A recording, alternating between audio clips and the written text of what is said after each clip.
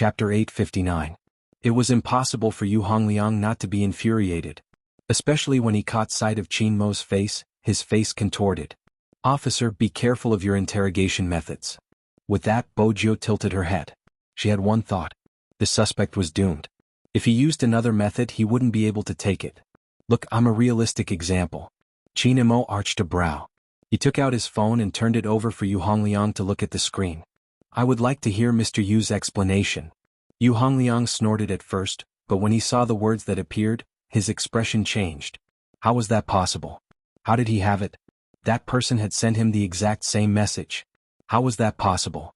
A person like Yu Hongliang would never have guessed that there were some geniuses like Qin Mo who could memorize the attributes of every hero in a game. He could even calculate the time it took for the heroes to recover their skills. It was a message with only a few words. Of course, Qin Mo remembered it. Bojio understood since the Almighty often used such things to bluff her. He had even shown her the video. It was the same logic. The Almighty had been playing mind games from the start. As expected, when Yu Hongliang saw the contents of the message, he panicked. He glanced left and right, feeling extremely uneasy. However, he continued to be stubborn. "What a joke, I'm just asking someone out. What's the point of explaining?" Qin Mo held a cigarette between his fingers, his voice cold. "My language isn't good, but I can recognize the words on the screen. The police wouldn't have time to deal with an ordinary person, but this is premeditated and organized. It doesn't seem as simple as an appointment. First, I didn't kill anyone. Second, I didn't commit arson. I never forced anyone to have sex with me. Every single one of those women was willing. Just because of that, they arrested me and charged me with organized crime. Is this how the police handle cases?" Yu Hongliang turned his head away, refusing to communicate with the police. Qin Mo sized him up. "Indeed, you can't kill them. Mr. Yu doesn't seem to understand AIDS well enough. Do you think anyone infected with AIDS will die? Medical science isn't that outdated. Those who deserve to die will die and those who don't will live well." Yu Hongliang, who had always been filled with hostility, gripped the edge of the table when he heard this. What did this policeman mean? Was he implying that his actions were useless? How could this be? "All right, the interrogation is almost done." Qin Mo turned his head and asked the person handcuffed to him, "Shall we go?" Leaving just like that? The crime squad members sitting outside were just about to push the door open. Director Huang stopped him. "Let's take a look." The suspect's emotional state was obviously different from before. Was this Qin Mo's interrogation method? No. It should be said that this was the interrogation method of a genius criminologist. If the crime squad members were surprised to hear that Qin Mo was leaving, they wouldn't be able to control themselves.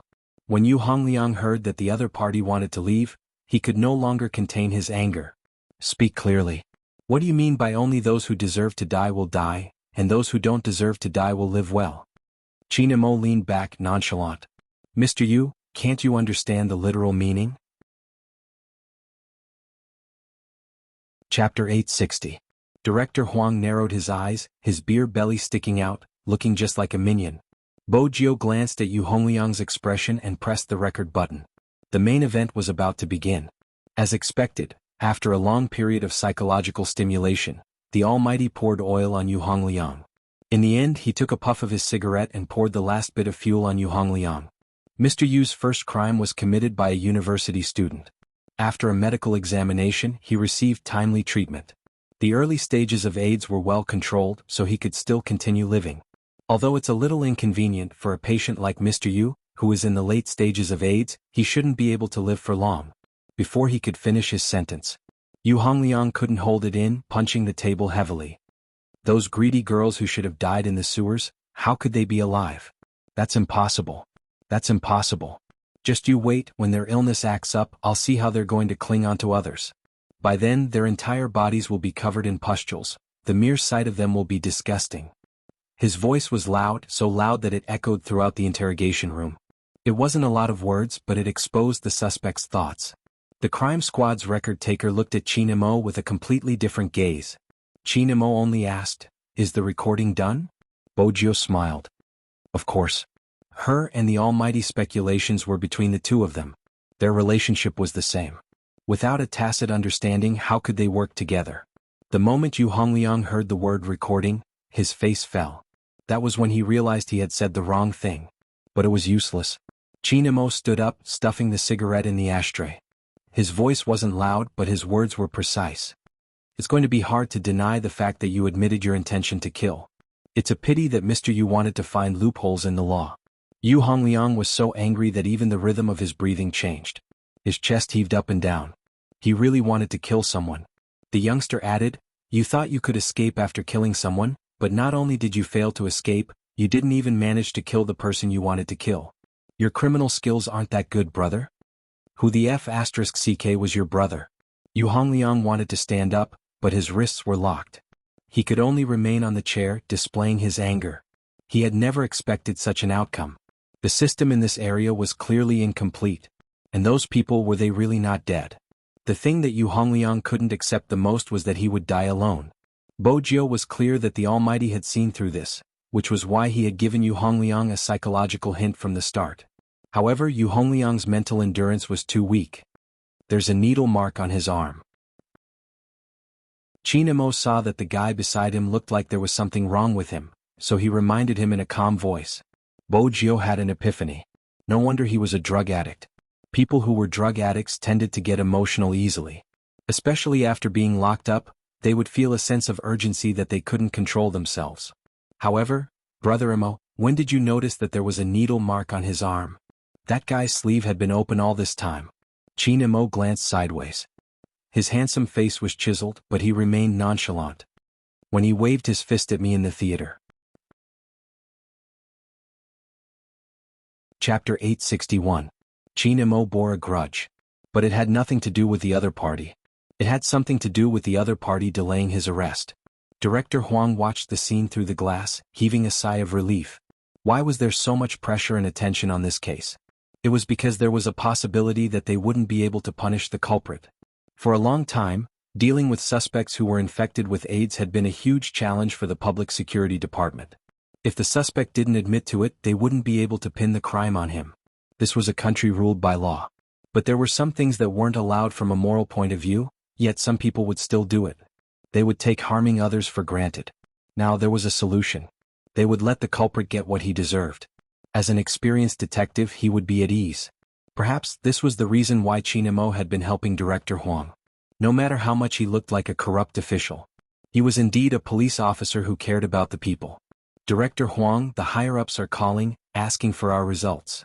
Director Huang inhaled deeply, changing his expression to deal with the higher-ups. "Yes, the evidence has been found and we are continuing with the investigation on Z. Hand it over to someone else? Why?" The people at the side saw the change in Director Huang's expression and realized something was wrong. "Z's case can't be dragged on any longer. I will send a criminal expert to you. As for young Master Qin, he has been away for 3 years. We aren't sure if he can make accurate judgments. This expert is from America and has interacted with Z in the past. He might be able to help with the case. I know you have been trying to get Chinamo back all these years. Back then he had indeed achieved something no one could achieve, but old Huang, are you sure nothing will happen to him? Has he regained all his memories? He is General Qin's son, who will be responsible if anything happens." Director Huang knew everything else was bullsh*t. The main point was the criminal expert that the higher-ups had sent over. But even if he knew he couldn't do anything, he had to listen to the higher-ups. After hanging up, Director Huang wanted to smoke, but the moment he turned around, he realized that the 2 men were standing behind him. Their expressions were the same. They had obviously heard his low growl. Director Huang explained, "There will be another criminal psychologist who will be working with us. He's from America and is said to have crossed hands with Z before. He's really good and should be your helper." Director Huang couldn't believe his own words. It was obvious that someone at the top wanted to improve their performance, so they sent someone over. Damn it. Chinamo glanced at him but didn't ask anything else. Bojio chuckled. He had fought her before? Apart from the Almighty, those who had fought with her seemed to have been tortured badly by her. The key case investigation unit was really interesting.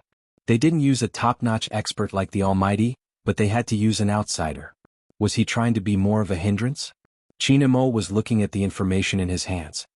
He glanced up and caught sight of a certain someone's smile. "What has this got to do with you? Why are you so happy?" Chapter 862. Chinamo couldn't be bothered with such excuses as none of them were true. Director Huang didn't take it seriously, continuing to explain to Bojio, Let me put it this way, those criminal experts might sound good but they aren't as good as your brother Mo. They aren't as good looking as my brother Mo, Bojio added. It was obvious who she was referring to. Chin Mo stopped reading the information and turned his gaze over. Bojio arched a brow, filled with confidence. Chin Mo capped his pen. Why are you so sure? Have you seen him before? Bojio. How could he trick her like that? The Almighty was really invincible. Chin Mo is the only beauty in the world. That was what Chin Mo's fans often said on his official Weibo. She sure remembered it well. Chin Mo's gaze softened, his aura not as cold as before. Director Huang gritted his teeth. Why did he have to sit there and listen to them flaunting their affection? Weren't they talking about the crime experts? Chin Mo lifted his lids. Are all the people in the theater here? The seats you mentioned should have all of them. Director Huang caressed his face. I've questioned them just now, they are all here for the movie, nothing out of the ordinary. We can only release them. You should be aware that such suspicions aren't enough to arrest them.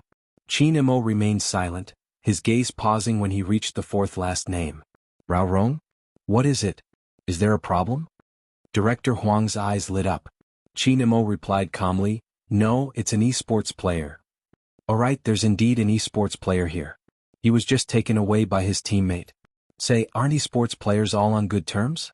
Director Huang's eyes were filled with envy. Chin Mo frowned, not saying a word. On the other hand, Bojio's gaze never left Rao Rong's name. It was him again. It was such a coincidence that he appeared with the suspect in the theater? Send someone to follow them. Chin Mo would never abandon his original plan just because he knew someone, that had always been his habit. Tell me if there's a problem. I'll definitely tell you, mainly because no one knows what you're thinking, Director Huang replied. The person who had gone to the internet cafe to investigate rushed back anxiously. Director Huang, there's a situation. There's a situation? What's going on? Little Huang still didn't know about the investigation. Chin Mo stood up. Speak. The computers in the internet cafe are indeed broken, and it's not just the computers that are broken. Even the surveillance cameras are gone for some reason. However, according to the owner of the internet cafe, something strange happened today. At first, the motherboard of one of the computers was burned, and then a sentence popped up on the screens of several computers. What are you talking about? Forgive Minion for being too eager to solve the case. The man took a sip of water. Is it fun? I'm asking you a question and you're telling me if it's fun. Director Huang was furious and the consequences were dire. He paused. Director Huang, I meant the words written on the screen, is it fun? The minion quietened down and coughed heavily. Chin Mo's voice was low. Who is using that computer? Do you have any impression of the internet cafe? Chapter 863. Chin Mo put down the information in his hands. Call the boss over and get him to describe everything he remembers. Then, get the restoration artist to restore the face to a certain extent. There should be some differences. He scratched his head. The boss only has a rough idea. Chin Mo stood up. It should be a clue, send it to me. Director Huang couldn't understand. Why are you so fixated on a girl from the internet cafe? Fixated?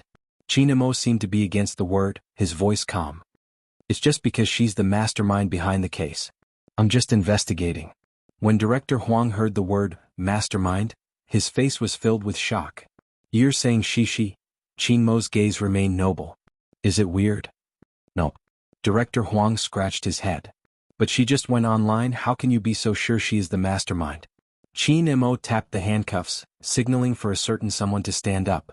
Because just now, someone hunted her. Hunted her? What do you mean? Why am I getting confused? Poor Director Huang, he was already a middle-aged man but he was still losing his hair over such matters. Chin Mo didn't have the slightest interest in answering her questions. His cold voice sounded perfunctory. Then you can sort it out yourself. With that, he arched a brow. You want to stay in the police station? Bojio did want to stay there, but given the current situation, staying in the police station would be safer than following the Almighty. Director Huang wasn't going to let them leave without an answer. No, you have to tell me. I won't be able to sleep if you don't. Why do you think the computers in the internet cafe were broken? A few computers were malfunctioning at the same time and only the words is it fun? Chin Mo didn't want to beat around the bush. It was an internet attack. Director Huang was still confused. Who would be so bored as to attack an internet cafe? Bojio wanted to say something. What did he mean by being bored? Didn't he understand? More importantly, this was the second gift she was giving the Almighty. The Almighty shouldn't be so angry anymore. For example, the overbearing CEO buying a bag. Buying one might not be enough to settle his little lover. Buying two would definitely be enough. I have to say, in some aspects, my position as Jiao is indeed wrong. Qin Mo swept her a glance before turning to Director Huang. Today, the mastermind tried to attack the core network of the commercial center. Once the network goes down, the entire commercial center will be in a state of chaos. Even I can't guarantee that everyone will be able to calm down. An expert managed to break through the attack and track down the location of the mastermind. This was the first time Bo Jiao found the Almighty's words pleasing to the ear. Director Huang was righteous at times. We should thank the expert properly. You might not say that now that you know who that person is. Qin Mo's voice was calm. Director Huang was insistent. Regardless of who it is, the person who saved everyone should be thanked. Really? Qin Mo turned, his deep eyes looking into Director Huang's. In that instant, his eyes were as deep as the sea, making it hard to read his emotions. Chapter 864. What did you say? At that moment, Director Huang started to suspect that there was something wrong with his hearing. The members of the Major Crimes Division were also stunned. But none of them were as shocked as Bo Jiao herself. She tried her best to look natural. But her heartbeat wouldn't lie.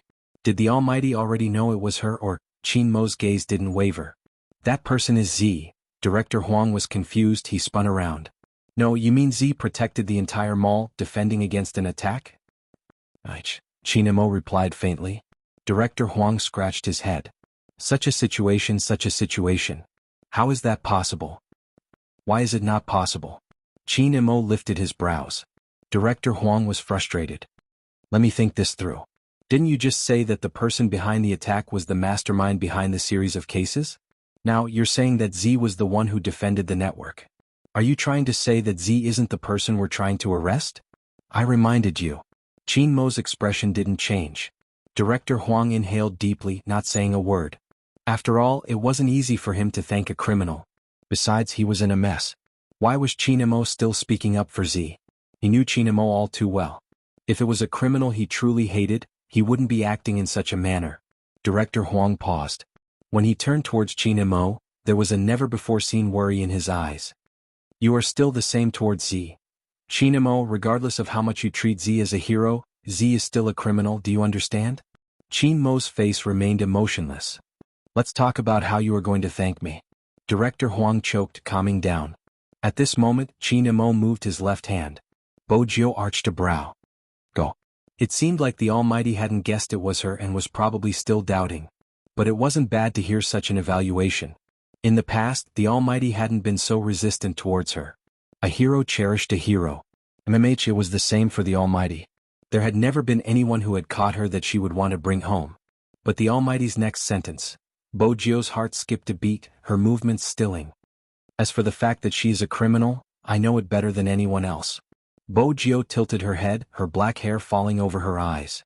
She was also very clear about this. That was why they couldn't kidnap him and bring him home to raise him. Because that person was the Almighty. If they fought, both sides would be injured. On the other hand, the key case investigation unit still needed time to digest the news they had heard. In particular, how to report to the higher-ups was a very important matter. Director Huang knew that Qin Mo was bringing this matter to the surface to clear Z's name since the higher-ups had transferred the case. Director Huang understood some of the matters. Naturally, Bo Jiao understood. If the two of them were not in such a position. Perhaps she and the Almighty could really be heroes. But that would never happen. She Z. is born black. Behind her, there was still something she had to protect. Just like behind the Almighty, there was someone he had to protect. It began to rain outside the police station. Chapter 865. At 9:15 p.m., there were fewer people on the streets due to the rain. At the entrance of the police station, Qin Mo held a black umbrella over her head. His face was noble and gentle in the rain. There was already a car waiting in the drizzle. It was a black Land Rover with a red military license plate. Under normal circumstances, it carried a strong aura. Young master. The Qin family's chauffeur was as thoughtful as ever, bringing an extra umbrella over. But when he saw Qin Mo and Bo Jiao's handcuffed hands, he was startled. Qin Mo's expression didn't change. Other than raising his hand to wipe the rainwater off the youngster's face, his voice was calm. Let's go. Bojio was still deep in thought. The computer she had brought back couldn't produce any results in a short period of time. Fatty couldn't do anything about it, so she had to find someone more professional. Bojio wasn't worried about them finding anything since the other system had already crashed. In another half an hour, the remaining traces would be destroyed as well. This showdown would depend on how much the Almighty suspected her. Chin-Imo sat at the side, his gaze landing on the youngster's headband. He asked slowly, "Have you thought of a way to talk?" With that, Bojio snapped out of her daze. She had been worried about many things, but none of them could compare to the situation in front of her. The Almighty wanted to talk to her. She wasn't sure if she could jump out of the car in time. Bojio shook the handcuffs on her right hand. It was obvious she wouldn't make it in time since the chauffeur was still heading towards the military compound. He had no intention of letting her go. Chin-Imo glanced over, supporting his face with one hand as he watched her. He even tapped her wrist with an enigmatic smile. That pressure was indescribable. It felt as though her right hand would break at any moment. But it still looked good. Bojio felt that the Almighty was so likable because of his good looks. She sorted out her thoughts, but before she could speak, the Almighty's voice came again. The Almighty's voice came again very slowly. "There's something I'm curious about. The first time we met, you said you wanted to compete in size with me. How are you going to compete in size with me?" In that instant, Bojio's words were stuck in her throat. The chauffeur couldn't understand his young master. As the person involved, Bojio understood. Back then, when she had pinned the Almighty against the wall, she hadn't thought much about it in order to keep her identity a secret. "I'm young and inexperienced." Bojio felt that it wasn't a good time to talk about such a sensitive topic. But obviously, Chin-Imo didn't think so. The police station was not far from the military compound. Now that they were in the garage, Chin-Imo lifted his lids and said to the driver in the driver's seat, "Old Wang, go in first." Old Wang knew that young master had something private to discuss with young master Fu. He didn't turn off the heater, so he opened the door and got out of the car. Now, only the two of them were left in the cabin of the Land Rover. It was rare for Bojio to feel that the situation wasn't easy to handle. As soon as Old Wang left, the pressure from the Almighty became even stronger. "Just because you're young and inexperienced, you think you can flirt and not take responsibility?" Chin-Imo lifted the corner of his eyes. "It seems like as a young girl, the wall-jumping scholar, your understanding of this is biased." Bojio knew that she wasn't strong in this aspect, hence she decided to take the initiative. "Brother Imo, you can ask me why I dressed as a man. Coincidentally, I'm not interested in reasons," Chin-Imo said slowly. His side profile was handsome as if it had been carved by a knife. Chapter 866. Chin-Imo lowered his body, his black hair still damp from the rain. His fingers landed on the seatbelt. Bojio didn't think that the Almighty would let her off just like that. But even though she was prepared, Bojio didn't expect that after the seatbelt was unfastened, his long and beautiful fingers didn't leave. Instead, they moved down her waist and landed on her chest. Bojio raised her hand, arching a brow. "Brother Imo, what are you trying to do?" Bojio watched as the person in front of her glanced at her collar calmly, a faint smile on his lips. "It seems like you were serious when you asked me to hold it back then. What? Aren't you going to hold my hand and let me check its elasticity?" Dark history. Bojio felt that ever since she knew the Almighty, every memory was a dark history. He didn't give the youngster any time to react since this time, Chin-Imo was serious. He reached out and blocked the narrow car door, his left hand reaching under the hem of her shirt to remove the cloth. His movements were so fast that even before she could resist, she was already at a disadvantage. Her back was facing Chin-Imo and one of her hands was cuffed, limiting her range of movement. The Almighty was formidable. Knowing that she was good with her legs, he decided to stay in the car. "I'm more interested in your body structure than your reason for dressing up as a man." Chin-Imo looked at the person in his arms. His ink-black eyes were tainted with a deep darkness. He pressed his body over and pressed his lips against the back of her fair and elongated neck. His deep voice caused the temperature in the car to rise to the extreme. Bojio straightened her back, not wanting to expose any weakness at this moment.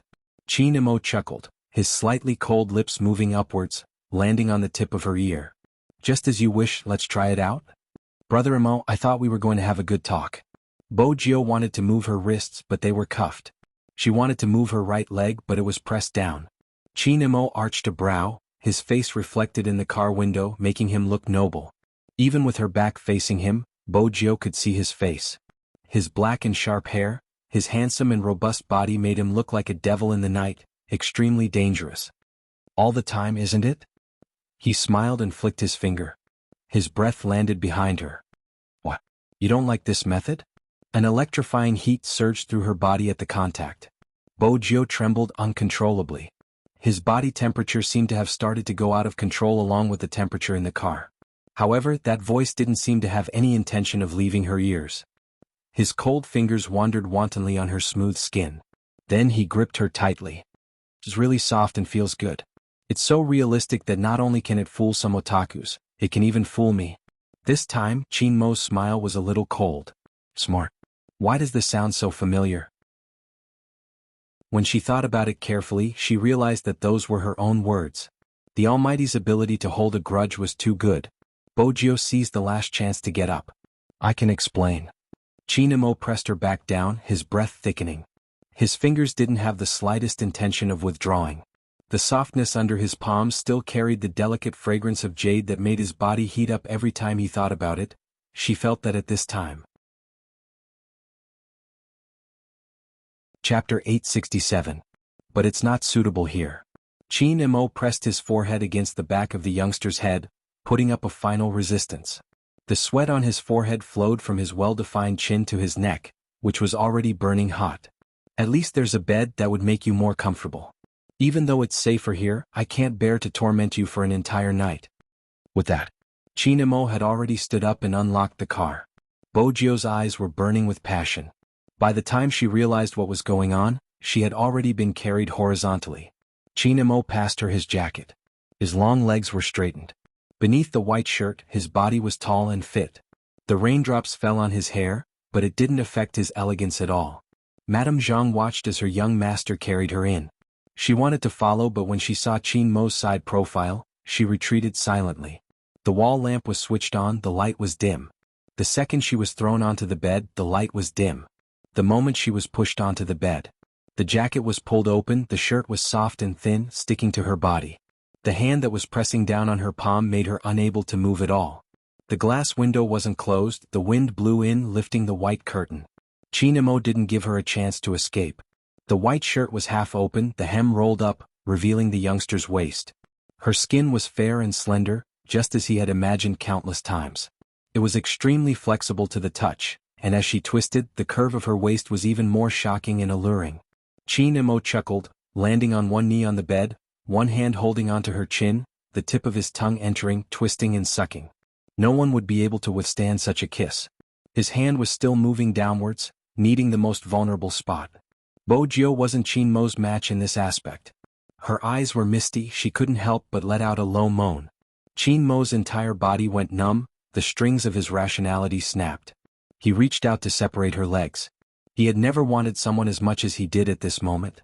His heart was beating like a drum, his soul was drifting. Especially when he saw the youngster frowning slightly, her body trembling slightly. He wanted to possess her completely. So much so that his predatory nature was completely revealed. Especially when he saw the youngster lying on his bed. Her clothes were still on, her black hair messy, and her left hand was still cuffed. Her body was as clear and cool as a bright jade, faintly outlining her abstinence. Such abstinence stimulated Chinmo. It was as if he was being sucked into a whirlpool, unable to resist. Looking into those eyes, Bojio knew there was no way she could escape today. As his long legs rubbed against each other, he couldn't find any point of resistance. His body was still terrifyingly numb. Bojio knew what the Almighty was planning. She bit her lips, her consciousness blurry. All the sensations in her body seemed to come from the series of numbness. Only one thing was clear. The knife that was hidden somewhere could not be used. That would hurt the Almighty's hand. Thinking about it carefully, it was just having sex. If after this she could have a child that belonged to her and the Almighty when she left, it was not necessarily a bad thing. After having this idea, Bojio turned the tables, pressing his hand down. I don't like to be passive. Chapter 868. Before Bojio could fully comprehend the meaning of his words, Chinmo had already carried her. Chinmo had already hugged her, and the two of them switched positions. At this moment, Qin Mo was below her. His shirt was half open. His chest was faintly glowing. The lines were smooth and tight. It was tough and captivating. Bo Jio sat on Qin Mo's sturdy waist. She watched the man who could bring chaos to the world. He held her waist with one hand, his gaze like a broken black diamond. When he looked at her again, the coldness and sharpness had settled into the depth of the moon. It was as though he could suck her whole body in. There was a kind of man who was so handsome that anyone who saw him would be tempted, regardless of gender, if he was willing. Previously, Bo Jio had a taste of the Almighty's ability to seduce people. She had thought that was his limit. What she didn't know was that when he took off his black trousers and laid there with his clothes completely unbuttoned, the masculine charm that erupted from him was really inescapable. Especially when the sweat flowed down his chiseled face, past his chin and stopped at his collarbone. Probably anyone would want to lay their hands on him. Bo Jio was no exception. She had always told him what she liked since she was young. That was why she had wanted to use her little keyboard to exchange for her pet the first time she had met him. In the end, he had complained that her keyboard was too old and didn't want her money. She had been depressed for a long time because of this. Every day she would climb through the window and watch as he read. He would feed her impatiently, his little face cold. He had even warned her, "You can come but you can't dirty my book." She had indeed run around and her body was dirty. But a child should have some innocence. Besides, as the boss of a district, how could she not display her dominance? But since her pet had said so, before she went, she would wipe her face clean. She had to bring a gift when she was a guest. This was the Bo family's teachings. But every time he wasn't interested in the things she brought.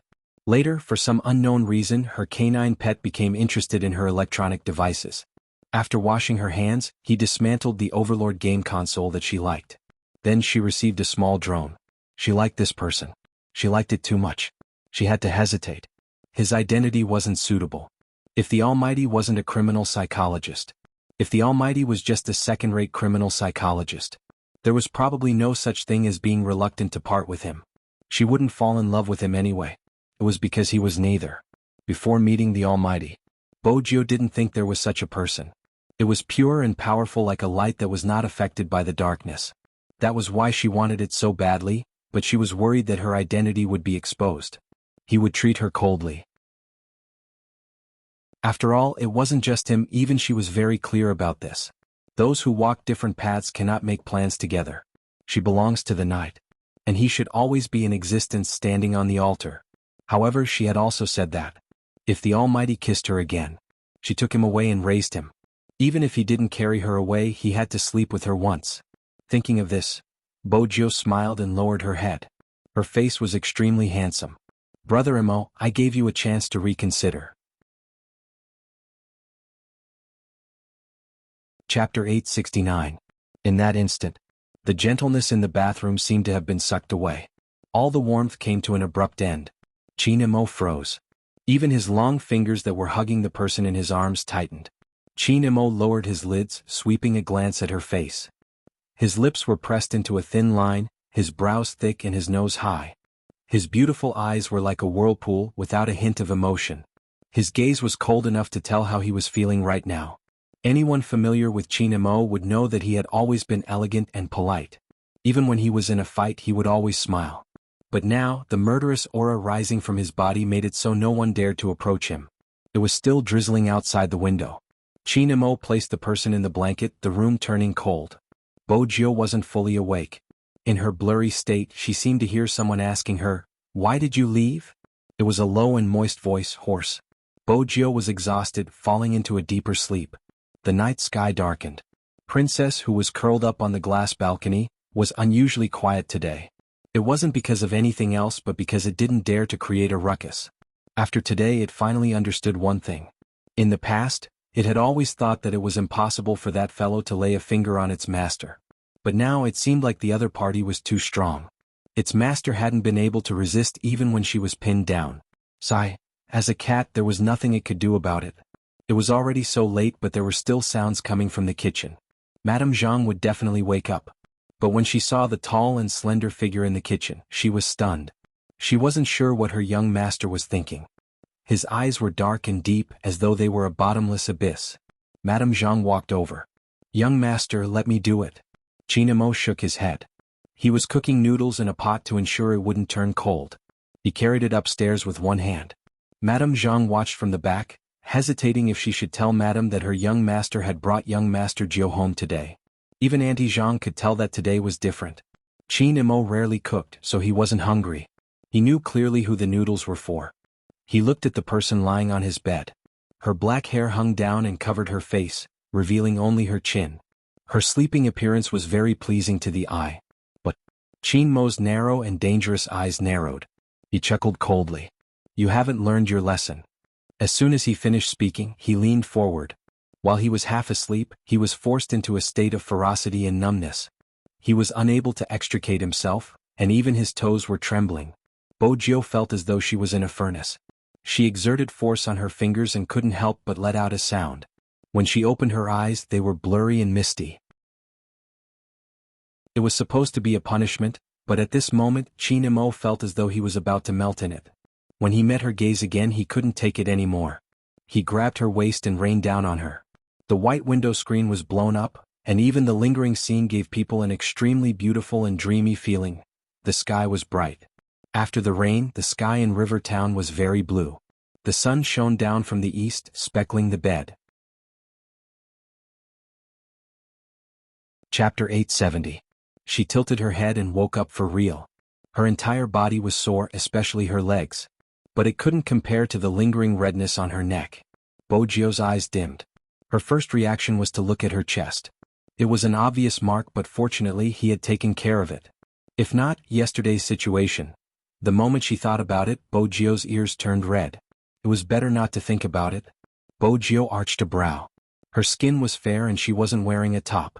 When she sat up, the sunlight seeped in, scattering the blankets like snow. She looked extremely beautiful, but the cold and lazy aura was still there, like the snow that had been covered in dust for a long time. She didn't get off the bed immediately. Instead, she wrapped herself in the blankets. Coincidentally, her eyes met Princess's glassy eyes. She couldn't resist the urge, grabbing the cat over and squeezing its paws. When Qin Mo pushed the door open, this was the scene he saw. His gaze was as deep as the night. Be it the bed, the person, or the cat, they all belonged to him. He didn't want to let go of any of them. Bojiu glanced up when she heard the noise. When she saw who it was, she restrained her hands. Honestly, the Almighty was the person Bojiu didn't want to see the most right now. Mainly because her motive for sleeping with him wasn't pure. But Bojiu had an evil and cunning personality. She wouldn't be able to do it no matter how shy she was. Hence she took the initiative. Brother Mo, do you have anything to eat? Qin Mo arched a brow. She wasn't shy at all. He reached for the bowl on the side of the table and lifted the lid. The fragrance of the pork bones seeped out. Chopped green onions were placed on the noodles. The bones were soft and looked good. Just from the looks of it, it wouldn't taste bad. The only thing that made Bojiu feel awkward was the fact that the Almighty had fed her personally. When their eyes met, it was inevitable for her to avoid his gaze. But she knew that the Almighty loved cleanliness. When she slurped the noodles, she was rather serious and didn't drip any soup. If the Almighty hadn't said faintly, "It's my first time," Bojiu paused. What did he mean? Qin Mo watched her, his expression nonchalant and noble. Since you slept with me, you have to take responsibility. What do you think? Slurp. Bojiu swallowed the noodles, instantly realizing that this was a trap. She couldn't help but remind the Almighty, Brother Mo, girls are at a disadvantage in such matters. Really? Qin Mo opened his official Weibo and found a Weibo topic that many people had reposted. The topic was, which Almighty in the esports industry do you want to sleep with? Without a doubt, Qin Mo was at the top of the rankings. Spade Z came from behind, and even though he had a good momentum, he was only ranked third. Who do you think is at a disadvantage now? Qin Mo played with the lighter in his hand. His black hair fell down and he smiled slightly. Bojiu looked at the data. For the first time in her life, she had the urge to be first. I've never been in contact with other girls and I don't confess to anyone. Therefore, I won't meet someone and say that I've confessed to them. The voice that was pressed against her ear was still very pleasant to hear. But why was every single one of them talking about her dark history? Chapter 871. According to the Almighty's words. Indeed, she was the one who had the upper hand. She remembered the comments the internet gave the Almighty clearly. The first half, Qin Mo is the only beauty in the world. The second half, it's a pity he can't sleep. Bojiu felt that she needed a cigarette to calm herself down. She reached out to push her hair aside, revealing her exquisite features. Brother Mo, give me a cigarette, I need to think about it. Chin Mo chuckled, his cold gaze sweeping over the youngster's face. You mean you want to smoke after bed? Bojio. Why did she seem to be going overboard in front of the Almighty? Chin Mo passed the thin cigarette into her hands. But as he leaned forward, his other hand reached into the blanket. Bojio widened her eyes in shock, her fingers stilling as she held onto the cigarette. What is it? Not used to it? Chin Mo leaned his head against her shoulder, his handsome face tilting slightly. His breath landed behind her ears, his voice carrying a hint of laziness. Weren't you used to it last night? Chin Mo's hand touched the back of her waist. It was smooth and slightly cold. He couldn't help but slide his hand inside. That was why Bojio had such a reaction. Don't hide, I'll let you touch it. Chin Mo pulled her into his arms, his voice sounding as though it was a normal thing. I can't let you sleep for free. Bojio shrunk slightly. Every part of her body was warm. She didn't manage to smoke. Instead, she was taken advantage of. Every part of her body seemed to evoke that familiar numbness. But there wasn't even a piece of clothing by her side. In the end, Chin Mo stopped, afraid that he wouldn't be able to control himself. Bojio's beautiful face was flushed, even her hair was in a mess beside her ears. She seemed to have been taken advantage of. Indeed, she had been taken advantage of. But the person who had taken advantage of her was truly evil. Do you like it? Chin Mo chuckled lightly, pressing his lips against her ear. You had the same reaction last night. Jill was still shy, the tips of her ears turning red. She continued to argue. Brother Mo, can we talk about it? Can we not talk about what happened last night? Hearing this, Chin Mo's smiling eyes turned cold. Sure, let's talk about how you're going to take responsibility. Bojio knew she couldn't escape. She arched a brow. Are you sure you want me to take responsibility? I'm afraid you'll regret it. Regret? Chin Mo crossed his long legs and looked at her with his deep eyes. He was still so perfect. It seems like you have a feasible plan. Does it count if I want to kidnap you to the Fifth Avenue? Bojio almost blurted out. Fortunately, she was rational and wasn't tempted by the man in front of her. Nothing much, I just wanted to hear how Brother Mo wants me to take responsibility. Bojio caressed her nose. They were at the negotiation table, it wasn't the time to feel guilty. Chin Mo's lips carried a smile, forming his own noble air. It wasn't that warm. How do you think a man and woman who have sex should be held responsible? Bojio glanced up at him. She wanted to say something, but in the end she didn't avoid it. Instead, she went straight to the point. It depends on the situation. After talking for so long, you've never thought of taking responsibility. How could Chin Mo not understand the youngster? He stood up from the bed, his eyes still as deep as the sea. They were very beautiful, but the ocean had already sunk during their conversation, all the warmth sucked away. It seems like I really have to handcuff you for you to learn to be obedient. Chapter 872.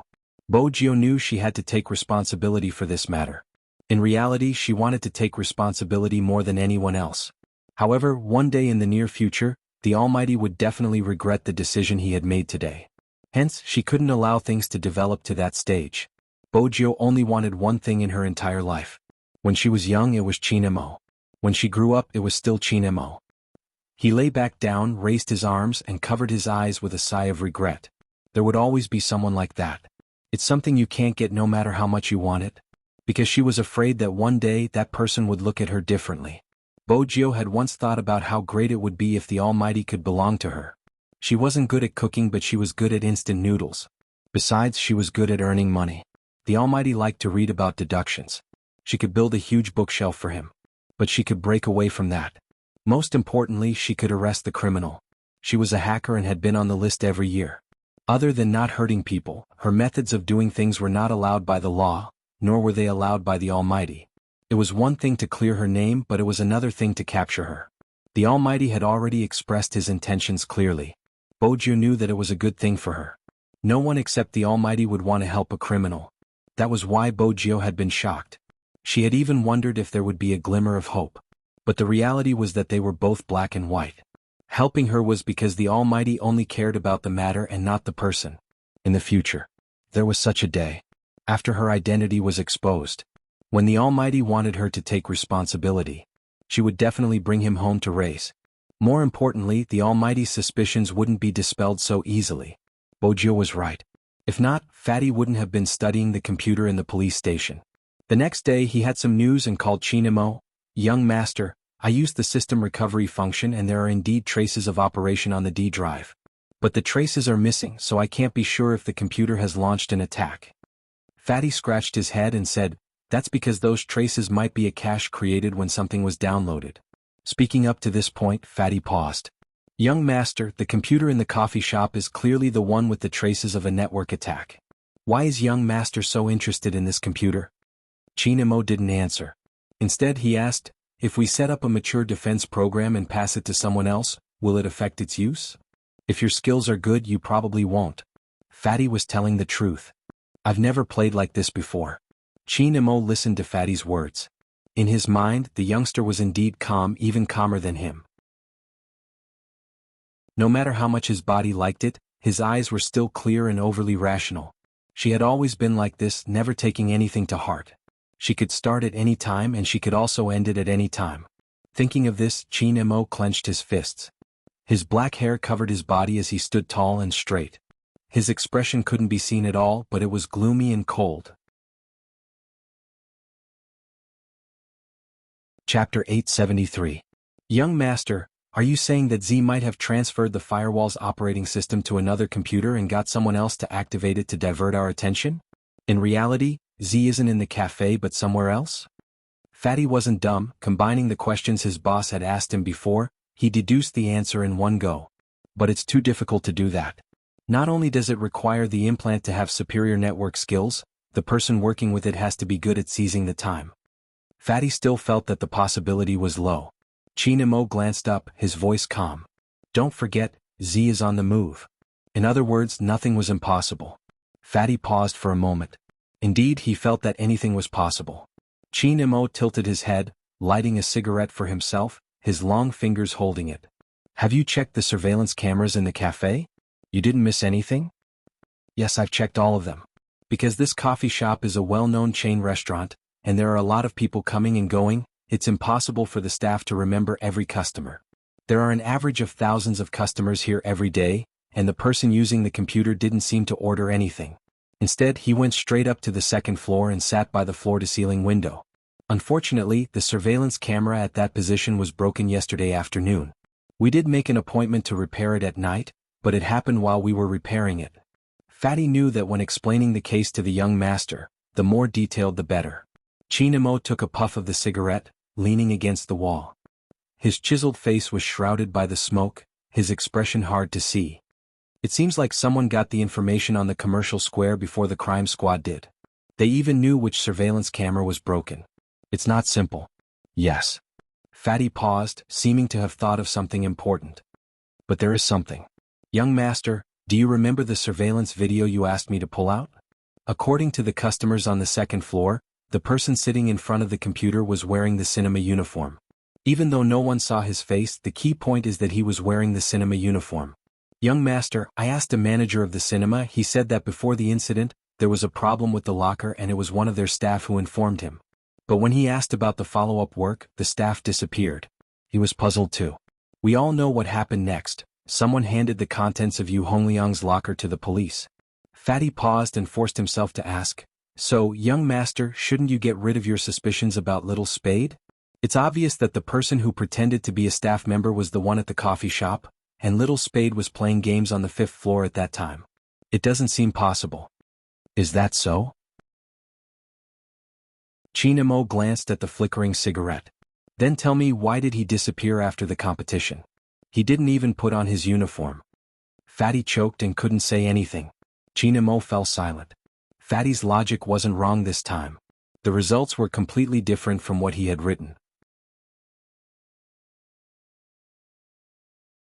Chapter 874. Brushing past each other in the cafe, we can basically see what the other party is wearing. That shouldn't be a problem. Fatty spoke of his conjecture. But it was the most logical conjecture. Chinmo's eyes dimmed. It's a perfect crime, there doesn't seem to be a single flaw. Fatty didn't know what else to say. Usually when young master said such things, it meant that he didn't fully believe the outcome. Chinemo reached out to pour himself a glass of wine. When he placed the ice cubes in, his gaze deepened. Tell me, what did you find from the car keys? Ardwolf is in charge of this. We will have to wait another day to get the driving records. Fatty scratched his head.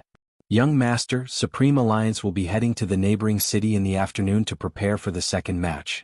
You and Little Spade, you guys? He had heard that Young Master had handcuffed Little Spade last night. Handcuffs? How much hatred and resentment was there? It seems like you are really interested in my private life? Chinamo asked slowly.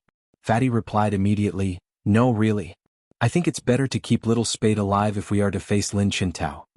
Brothers, he had tried his best, risking his life to protect Little Spade. Fatty glanced at the endless messages in the Alliance's WeChat group. But he couldn't understand why the voice on the other side of the phone had suddenly turned cold. There was an indescribable wetness in it. I want to keep him but he isn't willing. With that, his boss hung up the phone. Fatty was confused. What did he mean by willing? Little Spade wasn't willing? That wasn't possible. Little Spade had threatened to torture the other party until they called him daddy. Fatty didn't know that Qin Mo's unwillingness wasn't what he thought it was. At the main house of the Qin family, Madame Zhang was still in the kitchen. She walked over with a plate of fruits, pausing slightly when she saw the wine glass in Qin Mo's hand. It wasn't her young master's style to start drinking before noon. Besides, he had been fine before, but now Madame Zhang could clearly feel an indescribable feeling. It was cold, but there was something else. Fortunately, Qin Mo didn't stand there, turning around. Madame Zhang, bring me a set of clothes, something young Master Fu can wear. Okay. Auntie Zhang felt that this was right. If there was anything that two people couldn't talk about, there shouldn't be a Cold War, right? Upstairs, the handsome youngster looked at her phone. After reading the message, her eyes turned cold. She deleted it and sent a few words over. There's a problem with Rao Rong, I need to keep an eye on him. How are you now? Good, the same movie uniform you asked me to prepare is very useful. Hoshino sat at the very end of the line, but he couldn't hide his jade-like presence no matter what. The person next to him saw that he was sending a message and poked his head over. Who is it? Take out. Hoshino put away his phone and looked at the comic book in front of him. Chapter 875. With that, he scanned the surroundings. If the opponent is Xiangnan, what are your chances of winning? No one spoke. After a second, someone removed the magazine covering his face. Someone lifted the magazine covering his face. He had a handsome face and hair longer than a girl's, but it didn't affect his aura at all. 100%. The club manager smiled, his eyes shining brightly. Good, that's what we need. I'll go discuss the price with the investors and the sponsorship. Before the manager could finish his sentence, Hoshino stood up. Hoshino stood up, stuffing a hand into his pocket as he headed towards the door. Before he left, he tossed a bomb. If Supreme Alliance and not Xiangnan were the champions of the National League, the chances of winning wouldn't be 100%. After saying this, he walked out of the conference room. The manager widened his eyes. What does he mean? What does Hoshino mean? He means it literally. Mei Nan laughed, asking the member beside him in a flirtatious manner, Your vice-captain went to watch Supreme Alliance's competition again yesterday? He went? I don't know, but he didn't sleep in the dormitory yesterday. He really went. Mei Nan caressed his lips. Why is he so interested in Supreme Alliance? Outside the door, in the deep corridor, Hoshino glanced at the photo of a certain someone smiling faintly while playing. His lips curved upwards. He really wanted to have a match with them. After all, he had never seen Z in that photo before. Second floor of the Qin family's house. Bojio glanced around. She didn't have any clothes to wear, so she put on the jacket that the Almighty had left on the rattan chair. The advantage of being tall was that she could wear the jacket as a skirt. She was so self-reliant because she felt that she had to clean up the bedsheets. It wouldn't be convenient if Madame Zhang did it. Anyone who had been there would know what had happened when they saw the red. It would be best to keep the fact that she had slept with the Almighty a secret. Bojio wasn't good at household chores, hence, she wasn't gentle when she removed the bedsheets. Princess stomped on the wooden floor, his hair about to explode. It was fine if she had thrown a pillow, but she had thrown it at his head. Was she doing it on purpose? Also, how stupid must you be to not even know how to remove a bedsheet? Even Master is better than you, meow. Chinamo also realized that every time he went out and came back, the person and the cat in the room would definitely cause trouble for him. The moment Chinamo walked in, Princess had already returned to her nest in an arrogant manner. With a domineering expression, she started to bite her fake mouse, as if she had not participated in the incident and had not bitten the bedsheets. Bojio arched a brow. She looked at the cat's betrayal and disdain. Then she glanced up at the Almighty. As smart as Chinemo was, he knew what was going on. You can't even settle a bedsheet? Geniuses are bound to have some flaws. Bojio raised her fingers, finally pulling the bedsheet out. Chapter 876. Chinemo suppressed the thoughts in his mind. When there was only warmth left, he pulled her into his arms. Bojio paused. She was surrounded by the Almighty's scent, the scent of tobacco mixed with a hint of alcohol. It wasn't heavy, but when mixed with the scent of plants, it was indescribably pleasant. It was easy to lower one's guard. But the Almighty's hand went numb. Bojio tried to dodge, but she was pressed down. However, she was pressed down and a faint voice said, "You don't want to wear your clothes anymore?" Ever since the Almighty had entered, she had noticed the thing in his hand. She reached for it. Chinemo shifted his hand away, his gaze deep. Stay. What did he mean by stay? Bojio arched a brow. His long and fair fingers drew out a white strip. That was... Bojio's ears turned red. She knew what the Almighty was about to do. He tore her jacket and went around her back, his voice right beside her. Do you know that this will stop you from growing? What growing? Bojio dodged the cold and numbing breath. She felt her chest tighten. She stopped talking and his fingers slid down her body. Anyone would want to retaliate after being manipulated like that. Chinemo pressed down on Bojio's raised wrist slowly. Do I need to remind you that you slept with me for free? I'm just helping you wear your clothes. Why aren't you willing? Do you want Madame Zhang to send the clothes over personally and see you naked on my bed? Mamach? Bojio arched a brow. Before she could say anything, she lifted him up and placed him on her lap. He was really helping her wear her clothes. But when his fingers brushed past certain areas, her face was so red it looked like it was going to bleed. Her heart was racing. The Almighty seemed to like it, his lips curving upwards. She bit her lips, the corners of her eyes glistening as she watched the man's sculpted side profile. The Almighty seemed to always be like this. Regardless of the situation, he would never damage his looks. Even his figure was calm and elegant. Even though he was doing such a thing, the Almighty took about 10 minutes to put on a simple t-shirt and long pants. In the end, Bojio could only bear with it. He couldn't really let Auntie Zhang in.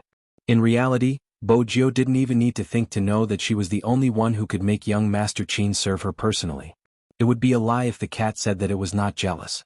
The princess raised its big face and deeply felt that it had lost its master's love for it. What do you want to do with the sheets? Chinemo tilted his head and asked the person on his lap. The coldness in his eyes lessened. Surprisingly, it felt good to help a certain someone put on clothes. He could try it every day in the future. Of course, the prerequisite was that this person was obedient enough. With this in mind, Chinmo's gaze deepened. Wash it. At this moment, Bojio felt as though she had armor. She could finally roll up her sleeves and face the Almighty head-on. She had to remind him that this was her first time as well. But the Almighty's shamelessness was right here. At this moment, he stood up and glanced at her, his voice faint. Auntie Zhang made your favorite pork ribs. Go down and eat first, I'll wash the sheets. As the Almighty spoke, he rolled up the sleeves of his shirt twice, revealing his porcelain and beautiful wrist. He was like a walking mannequin hanger. He picked up the bedsheets and strolled into the bathroom.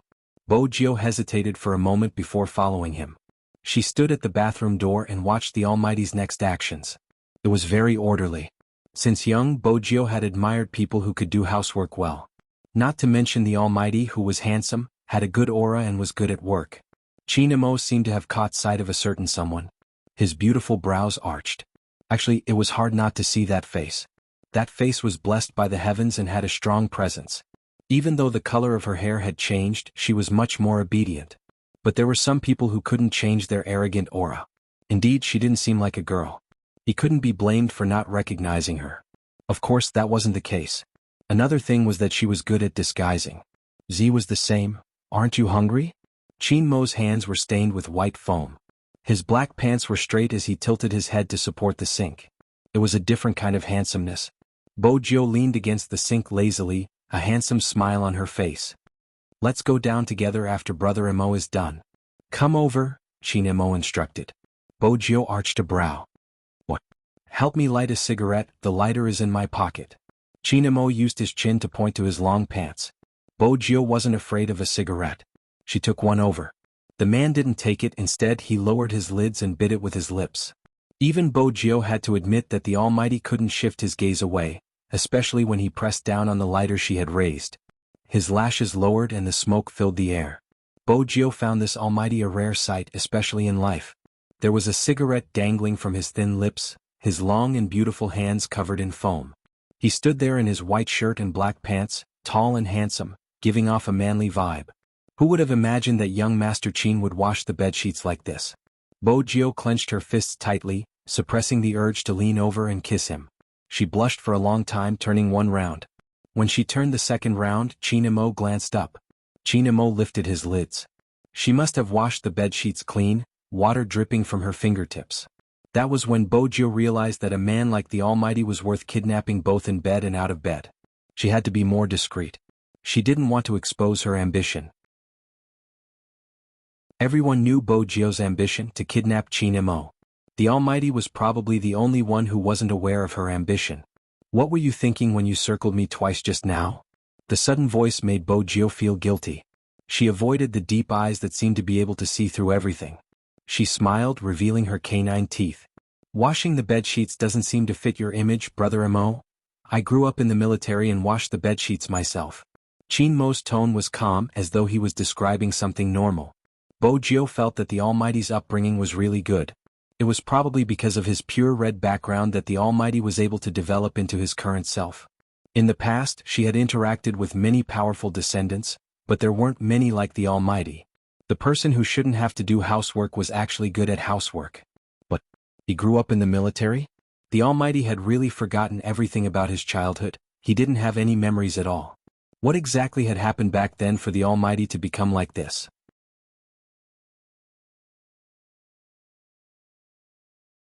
Chapter 877. The temperature outside the window rose slowly. At the same time, in a certain luxurious district in Jiang City, the girl's expression was extremely dark. She ignored the people beside her. She had the habit of ordering takeout, otherwise she wouldn't have so many takeout bags. Besides her, there were two other people in the room. One of them had a tattoo on his arm while the other was tall and skinny with a sharp mouth. What should we do next? Didn't they say that China isn't good at criminal investigations? Why are they doing so much this time? Even the car is being investigated.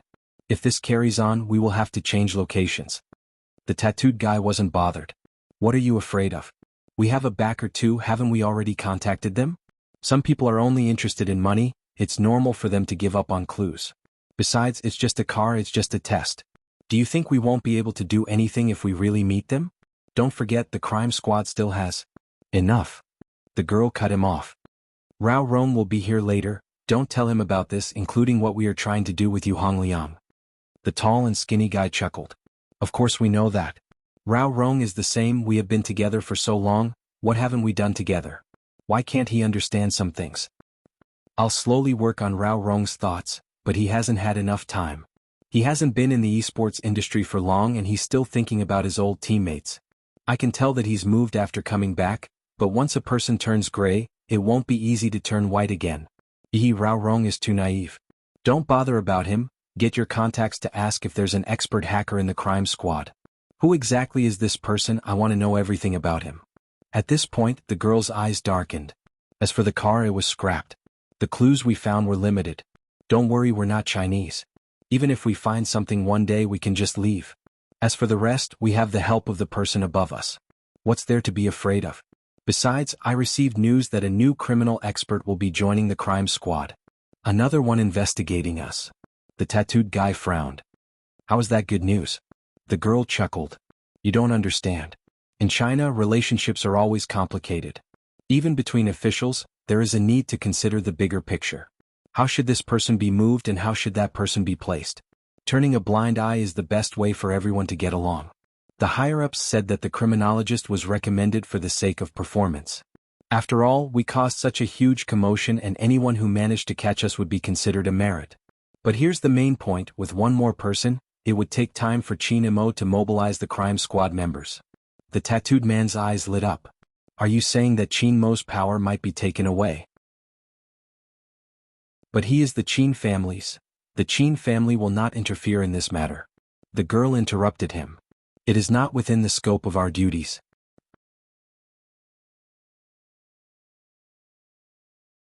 Chapter 878. The tall and slender man listened to their conversation and moved his mouse. Then he paused. I think you guys should come over and take a look at this. Someone did an analysis on the forum. Some hacker said that we aren't Z, we're just imitating Z. Don't bother with this kind of person. The girl smiled contemptuously. If he has the ability, let him find evidence. Saying that I'm imitating? Don't tell me Z's hacking skills have become exclusive to him? What a bunch of stupid hacker fans. I have my own stuff, they'll know in the future. Go do what you have to do, go do what you need to do. As soon as she finished speaking, a man in a black hoodie walked in. His handsome face was cold. What's going on with you, Hongliang? The tall and slender man stood up. Rao Rong, lower your voice, the checks are very strict. He didn't just sleep with others, right? Rao Rong's gaze wavered. Other than those damn women, what else did he do? The tattooed man didn't think much of it. It's just to get some goods out through him. Why are you so agitated? Merchandise. Rao Rong's gaze trembled. Powder? As he spoke, he turned his head and looked at the girl. We said that we would only punish those who deserve to be punished. What do you mean now? The girl glanced at him, placing the things in her hands down. Her face was still as sweet as ever. Don't be so agitated, Rao Rong, you have to know that no matter what you do, you need funds. If not, how would you be able to return to the esports scene? Rao Rong clenched and unclenched his fists. The girl looked at his expression and smiled. Alright, let's not talk about this anymore. You still have a competition tomorrow, so prepare well. This is what you like the most. The higher-ups have also sent news that if you win this match, they will make a lot of money. You can also continue to stay in the esports scene. The club has already prepared to renew your contract. In the future, not only will you be able to compete, but you will also be able to do some live broadcasts. Rao Rong glanced at her, retracting his hand. I only compete. Alright. I'll just play in the competition. The tall and slender man interjected, placing his arm on the man's shoulder. What's wrong with you, Hongliang? If those women behaved themselves a little and didn't go after those rich men, this wouldn't have happened, right? There are always people who make things like ice powder. Now that the checks are strict, we won't sell too much. Rao Rong tilted his face. He was dressed in black, his gaze deep. I've said it before, I won't lay my hands on ordinary people unless they deserve to die. With that, Rao Rong pushed him away and walked out of the apartment. Do you really think you're a plaything? The tattooed man didn't have a good temper. He glared at Rao Rong's back view, his eyes filled with malice. Why do we need such a person to join us? The girl wasn't happy, but she knew the effect she had to achieve. Because of his identity and his understanding of Qin Mo's tactics, 100 crimes committed by a stranger can't be compared to a single crime committed by someone close to you. This is the most effective way to deal with Qin Mo. Rao Rong's emotions aren't stable right now. There are some things that we need you to do. Spade Z, the member of Supreme Alliance's starting lineup, help him create more trouble. We should prepare for a real sacrifice, to let Qin Mo know that there are some things he can't do. In order to obtain a person, one must first destroy them.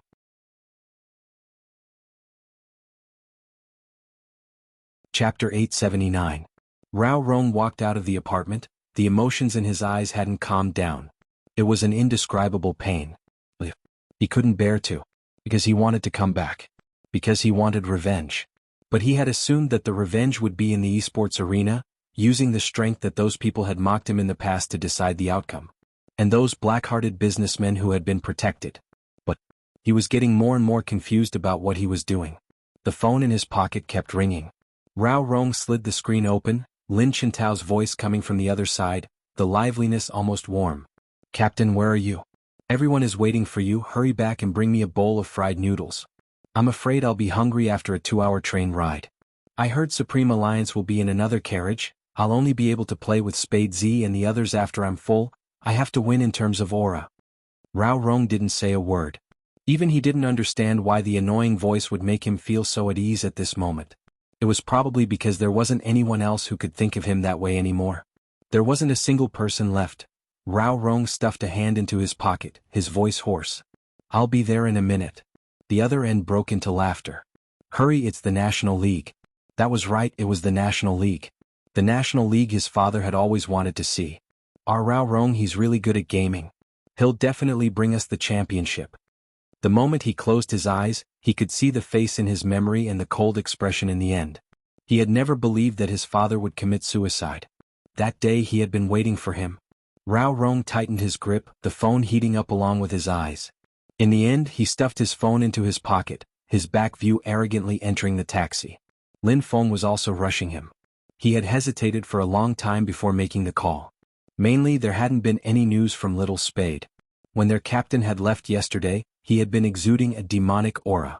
Making the call was akin to asking for trouble.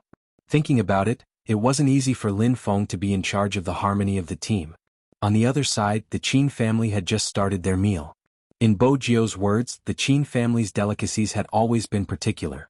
It wasn't luxurious, but it was the authentic northern way of eating. Just the sight of it was enough to whet one's appetite. The spiced beef was cut into large pieces and there was chili oil at the side. The best way to eat it was to dip it in and take a bite. But obviously, someone didn't allow her to eat spicy food.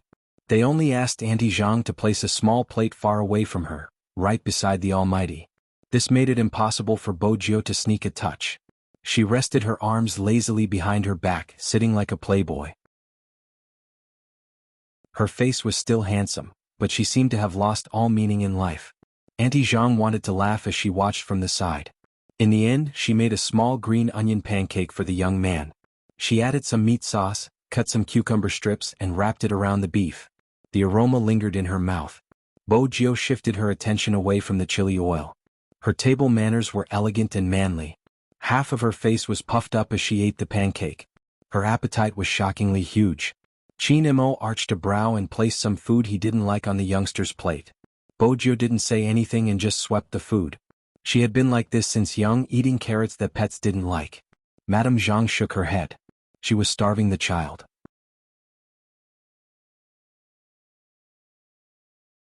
Chapter 880.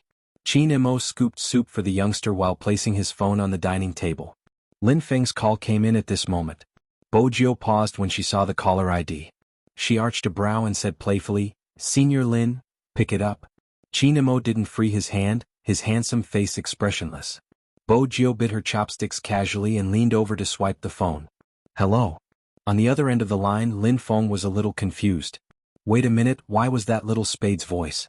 Lin Feng moved his phone away slightly, glancing at the number he had dialed. It was his captain's. He didn't make a mistake. Are these two together? Lin Feng's heart was in turmoil. How could they be together so soon? The Fu and Qin families weren't neighbors like the Yun and Lin families. It wasn't even an hour's drive away. Besides, their captain had been furious yesterday. He was obviously going to punish her. Little Spade. Lin Feng asked for confirmation. Bo Jio smiled devilishly. That's me. You're actually able to stay by captain's side unscathed. Lin Feng couldn't help sighing. Bo Jio arched a brow. What was this? I even slept with your captain. But she couldn't say that in front of the Almighty. We're eating. He meant that it wasn't convenient for them to talk. Lin Feng was a smart person and understood his brother's hint. Come to the train station after you and captain are done. The train is at 2 p.m. We'll talk on WeChat. Bo Jio was curious about what Lin Feng wanted to say. The moment she turned on her phone, her WeChat vibrated. Qin Mo lifted his lids and swept a glance at the youngster. He could roughly guess who had sent the message. His deep gaze shifted away. It was good to let Lin Feng teach this fellow a lesson. Otherwise she would just throw her uniform away and leave. Lin Feng's main attack. Little Spade, just confess. Where did you go after the competition yesterday? You have no idea how awful captain's expression was. I even suspected he was going to dig 3 feet into the ground to teach you a lesson. He didn't just dig 3 feet into the ground, he even blocked the ceiling, preventing me from displaying my handsomeness. This was something Bo Jio couldn't say, so she asked, why did you change your WeChat ID? Main attack. Where was the attack? It's all because of Hu Zi. *CK, I suddenly feel that he's really scary. Lin Feng paused for a moment, then said, let me put it this way. Some time ago during the school exam it was just like usual. I was first and he was second. How many years has it been? Ever since junior high school it has always been like this. After all, there are some big questions that he doesn't know how to solve.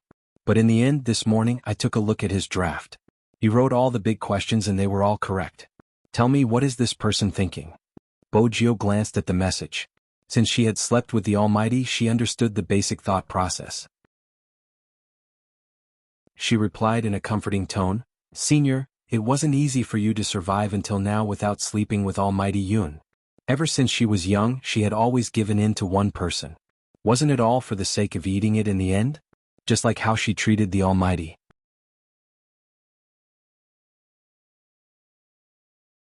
Chapter 881. Would you be able to sleep with Yunhu with just 3 of you? Bo Jio was doubtful of Lin Feng's fighting ability, but in order for Almighty Yun to sleep with Lin Feng, she suggested, you can try and sleep with him, let's see who can sleep with him. No matter how naive Lin Feng was, he wouldn't use this as a test. He hadn't forgotten what Yunhu had done when he had entered the room that day. That huge fellow had been terrifying. How exactly did he develop? He had even sneaked a peek at his diet to see what he had eaten. He hadn't eaten any chives either. *CK if it was real. No, it couldn't be real. Lin Feng was irritated and replied, why don't you try it out with Captain and see who can sleep with whom? Is there a need to try?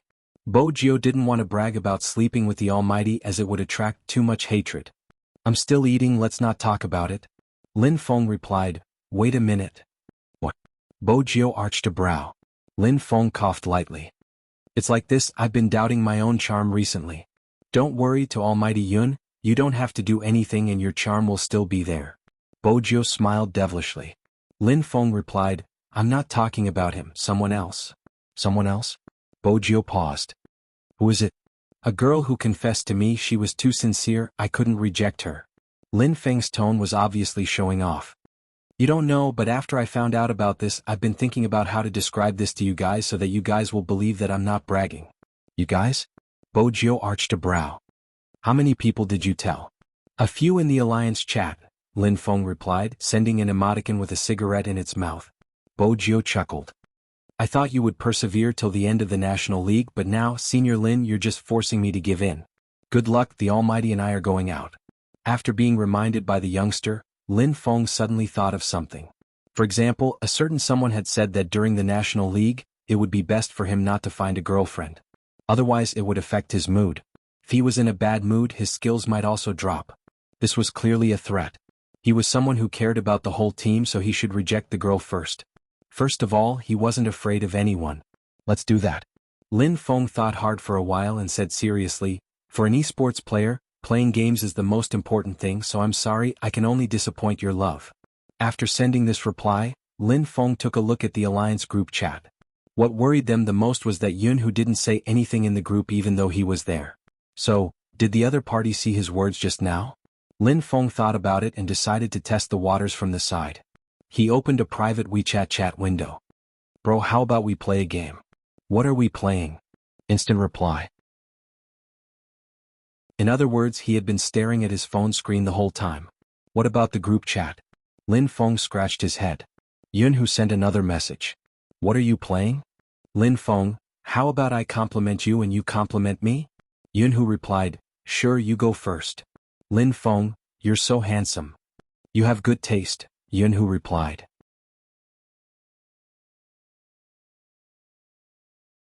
Chapter 882. *CK. Lin Feng almost flipped the table. Didn't you say that if I complimented you, you would compliment me? You were clearly complimenting your big brother. Did you really think that I was just a naive person? I also have the ability to analyze words, understand? Lin Feng was just about to rise when Yunhu sent another message. Yunhu sent another message. I heard someone confess to you? Lin Feng's rising heart shrank a little, but he replied righteously, I already rejected her. Are you happy to be confessed to? Yunhu's eyes dimmed as he typed slowly.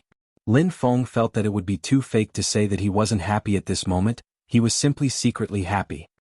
We are all men, we all know that I would definitely be happy to be confessed to. Yunhu arched a brow and replied, is that so?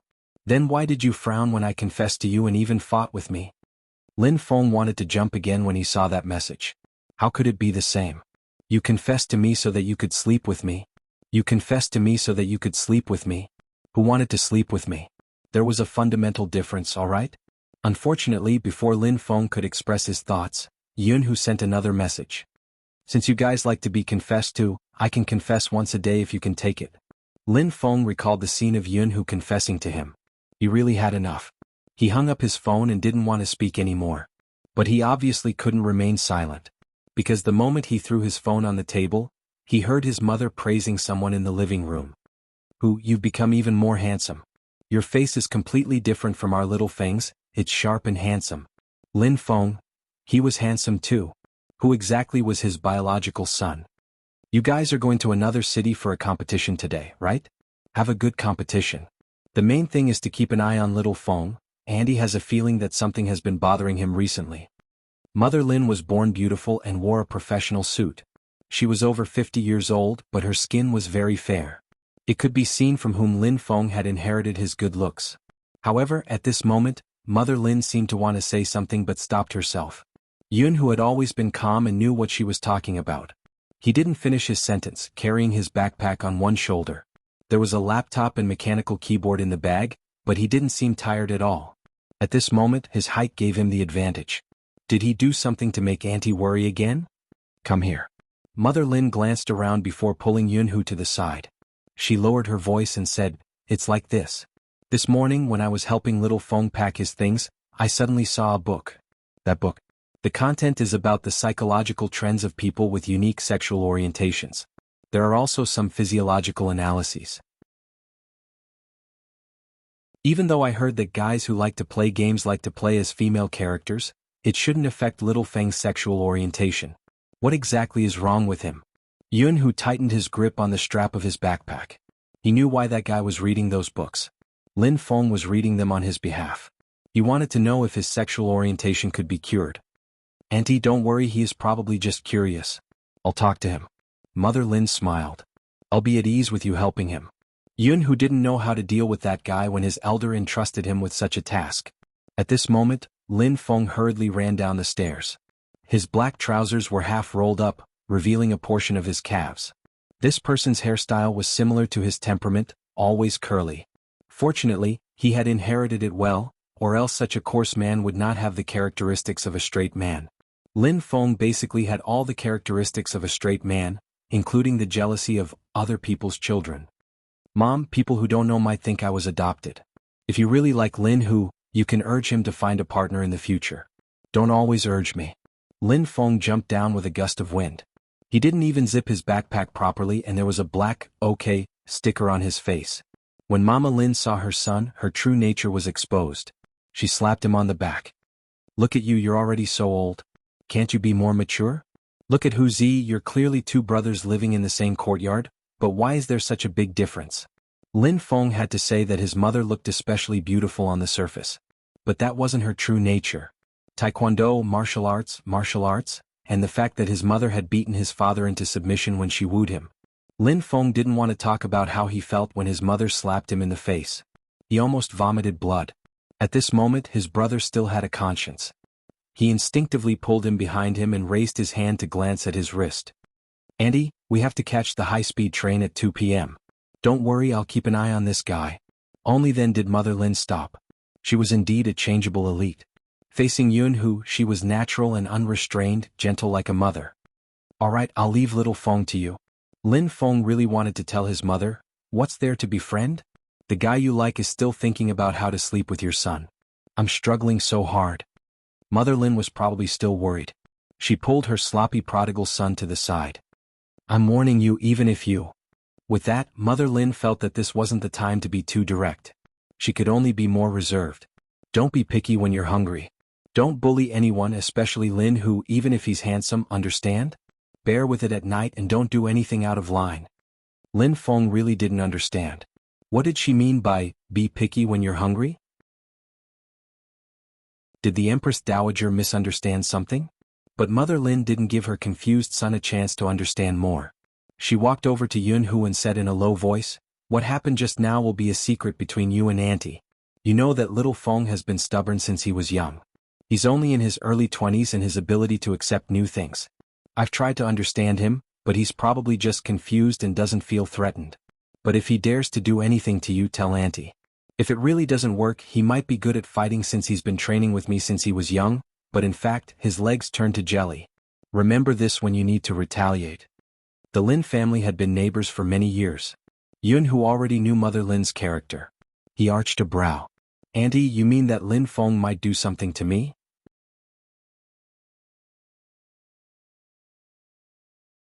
Chapter 883.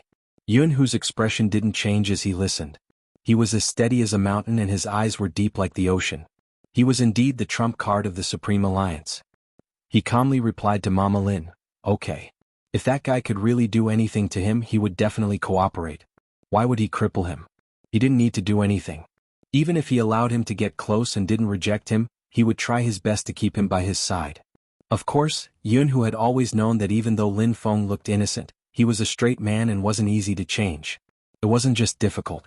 Yun Hu was clear that if it wasn't for his current identity, that day he would have to take a few hits to his face. He thought he could try his best. He could try his best to make him accept. If it really didn't work after the competition. Yun Hu glanced up at the guy who was still pulling his hair. They would separate for a period of time. No matter how uncomfortable it was, he had to quit. Lin Feng wasn't sure of Yun Hu's thoughts and didn't know what they were talking about. All he knew was that before he left, his mother kept looking at him as though he was a perverted man. The warning in her voice made him puzzled. He was dressed rather well today and hadn't done anything wrong recently. What was wrong with his mother? This was an unsolvable problem. Time trickled by. 1:30 p.m., Jiang City South Station. There weren't any express trains here, only high-speed trains and intercity trains. Hence, it wasn't as congested as the West Station. Even so, there were still many people at the security checkpoint on the second floor. Bo Jio and Qin Mo were both dressed in pure black uniforms. Not only were they long legs and narrow waists, but they were also handsome in different styles. One could only imagine the scenery. Since yesterday, Bo Jio hadn't been free to deal with her scumbag father and those who called themselves fans. She could only entrust it to Lawyer Bai. But according to Lawyer Bai, Manager Feng had been dealing with those who wanted to find a chance to attack Supreme Alliance. Those people wanted to make an issue out of yesterday's incident.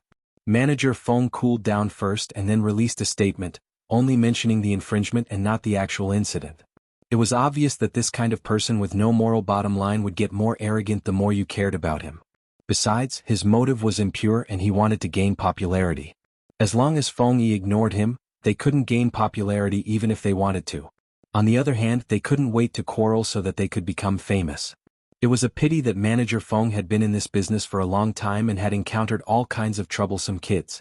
How could he please the other party? Even if it was a little troublesome, it didn't affect his intelligence. No matter how many hours he slept, Manager Feng was still smiling. He was good at socializing with people, but the Fu family was the most difficult to deal with this matter, because no one knew whether Su Mei was the only one who knew about Little Spade's disguise as a man, or whether Fu Zhongyi also knew about it. Manager Feng wasn't sure about this matter, so he asked his boss. As a criminologist, such an analysis wasn't difficult for Qin Mo. He replied calmly, if Fu Zhongyi knew about this, he wouldn't be in such a state. He would definitely expose it to the media. That's something a businessman like him would do. Manager Feng also found it hard to understand. This is the first time I've seen someone treat their own child like this. Fu Zhongyi has become like this because of Su Mei. Even without Su Mei, Fu Zhongyi's nature is the same. It was rare that Qin Mo didn't hang up immediately. Selfish, lustful and greedy, abandoning his wife. At that time, Qin Mo had been thinking if that was the case, it was not surprising that the guy had become like this. It was even less surprising that he wanted to do something with hacking skills. But even so, Qin Mo glanced over and sat in the resting area, his fingers tapping on the keyboard. He still felt that something was amiss. Bo Jio wasn't aware that the Almighty had his eyes on her again. She sucked on her lollipop, her silver hair covered with a black cap. The cap was facing backwards, looking refreshing. That kind of handsomeness would naturally attract the attention of others.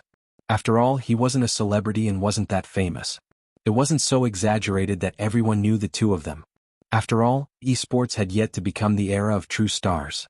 However, none of these reasons could stop his handsomeness. If Qin Mo's face was suitable to be photographed in a high-end magazine, then Bo Jio's face was suitable to be remembered. Once, when Spade Z had first appeared, the first thing the media had said when they had seen the youngster's appearance and skills was, "This youngster will definitely be popular in the future." Now that sentence had come true. It was really popular. They had only been sitting there for a few minutes, but it had already caused quite a commotion. Most of it came from the girls. But it was thanks to everyone's enthusiasm. It allowed the other members, especially Shui Yaoyao, to see the waiting area where they were about to board the bus. But this time Shui Yaoyao hadn't come alone. After a family reunion dinner, Uncle Jiang had insisted that Jiang's would send her off. She had rejected him twice, and just as she was about to reject him for the third time, he had already picked up his keys and left. This way Shui Yaoyao couldn't reject him anymore. Otherwise, everyone would be able to see that there was something wrong with her and Jiang Zhua. It hadn't been easy for the relationship between the family to recover. Even though her mother hadn't said it, Shui Yaoyao could tell that her mother had been doing well recently. It was probably because Jiang Zhua's resistance towards them had lessened. But it wasn't suitable for anyone to know about her and Jiang Zhua, not to mention the elders. Especially her current relationship with Jiang Zhua. Yesterday, when she had slept in the Jiang family's house, Jiang Zhua had sneaked into her room after the lights had been switched off. The agreement between the two of them would last for a long time. She understood even if he didn't say it. Hence, it wasn't suitable for their parents to know. He probably wouldn't let Uncle Jiang know either. Shui Yaoyao knew what she was to Jiang Zhua. But Shui Yaoyao didn't understand why he wanted her. If he was willing, there would be many girls who would sign such an agreement with him. But she still vaguely knew because he had said, "You won't pester me." It was probably because she didn't pester him. Regardless, Shui Yaoyao's heart was as calm as still water.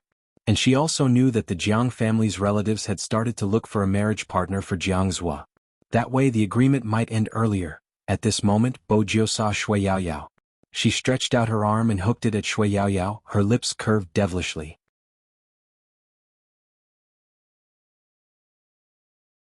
Chapter 884. Jiang Zhua saw the youngster's actions, his eyes dimming when Shui Yaoyao walked over. Bo Jiu hadn't forgotten about the birthday party. She wanted to get close to Yaoyao so that he would understand that Yaoyao had a family too. "How's the preparation?" the youngster asked, tossing another candy into Shui Yaoyao's hands. Shui Yaoyao smiled, her mood lightening. "It's all right, I can coordinate with Feng Shang." "It's still a 5v5 position?" Bo Jiu arched a brow. Shui Yaoyao wasn't sure. "I wonder what Almighty Qin's arrangements are? Usually they would only be distributed after they arrived. His Highness Jiu must be aware of this." Bo Jiu did know, but it was just to make them look closer. The moment Shui Yaoyao sat down, she placed her arm lazily on the back of the chair. Her silver hair was hooked by the black cap, her long legs slightly crossed, looking extremely cool. She turned to speak softly to Shui Yaoyao. The intimacy was eye-catching in Jiang Zhua's eyes. Jiang Zhua hadn't forgotten why Shui Yaoyao had agreed to be with him. She had been worried that he would help Wu Zhen investigate young Master Fu. He hadn't wanted to agree, nor would he agree. At that time he had just wanted to provoke this woman. Jiang Zhua hadn't expected it. For this person she was willing to do anything. It seemed as though the moment he appeared, there wasn't anyone else in her eyes. Things were different now. His hands tightened under the sleeves of his suit, the car keys imprinted in his palm. Jiang Zhua tucked his hand into his pocket and glanced up at Chinamo. "I have something on, let's drink when I come back." Chinamo replied, not saying much. Hence, when Shui Yaoyao lifted her head, he was already gone. Bo Jiu finally asked the truth. "Why is he sending you off?" It wasn't easy for him to reject Uncle Jiang. Shui Yaoyao chuckled. It probably wasn't easy for him to endure until now. "Is that so?" Bo Jiu lifted her lips playfully. It wasn't clear if it was intentional, but when Jiang Zhua turned back, she placed her arm over Shui Yaoyao's shoulder. Her clean and handsome face was filled with a smile. Jiang Zhua's cold gaze swept past the two of them. When he retracted it, it was obvious that his gaze had deepened. Even the way he walked didn't seem like a noble young master anymore. There was an indescribable coldness in him. Shui Yaoyao didn't notice the undercurrent, but it didn't mean that Chinamo couldn't see it. He glanced at the smile on the young man's thin lips and the action of patting his shoulders. Without further ado, he reached out and pulled up the back collar of the young man's shirt. He lowered his voice and said, "Come with me, let's talk." Shui Yaoyao wanted to save his Highness Jiu, but when Almighty unleashed his aura, he was handsome and hard to deal with. In addition, the young man smiled at her and shook his head. Shui Yaoyao had no choice but to sit down again. Her heart was a little perturbed. The Almighty wouldn't do anything to Highness Jiu, right? Chinamo wouldn't do anything to the person he had just eaten. It wasn't like he could eat again at the train station. But discipline was still necessary.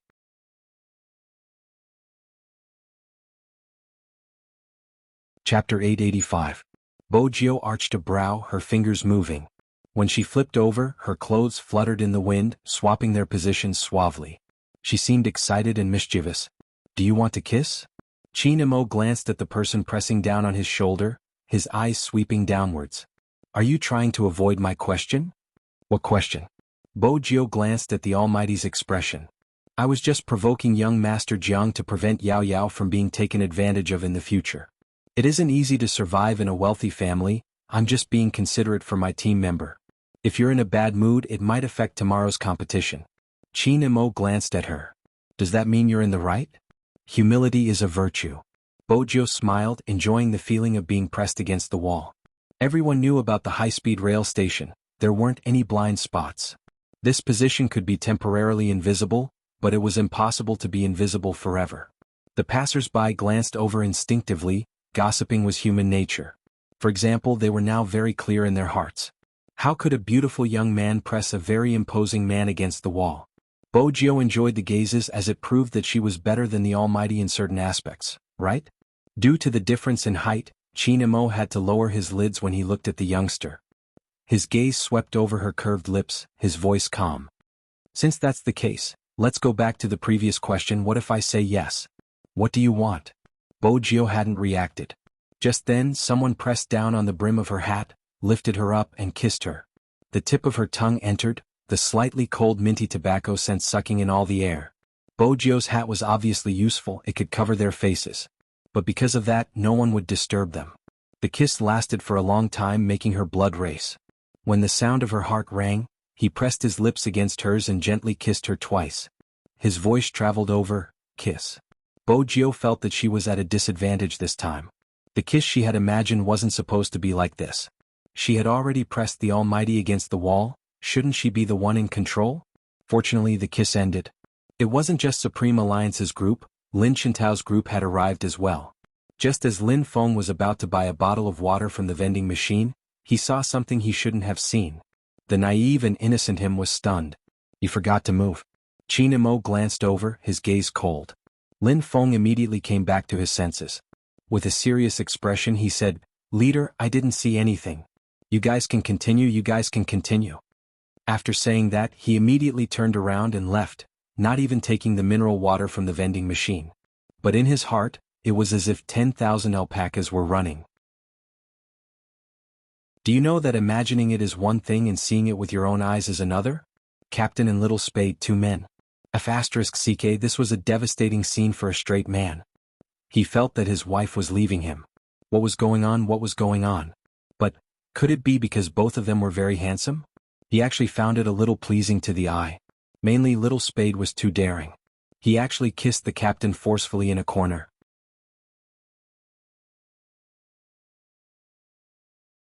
Chapter 886. When Yunhu saw Lin Feng was in such a state.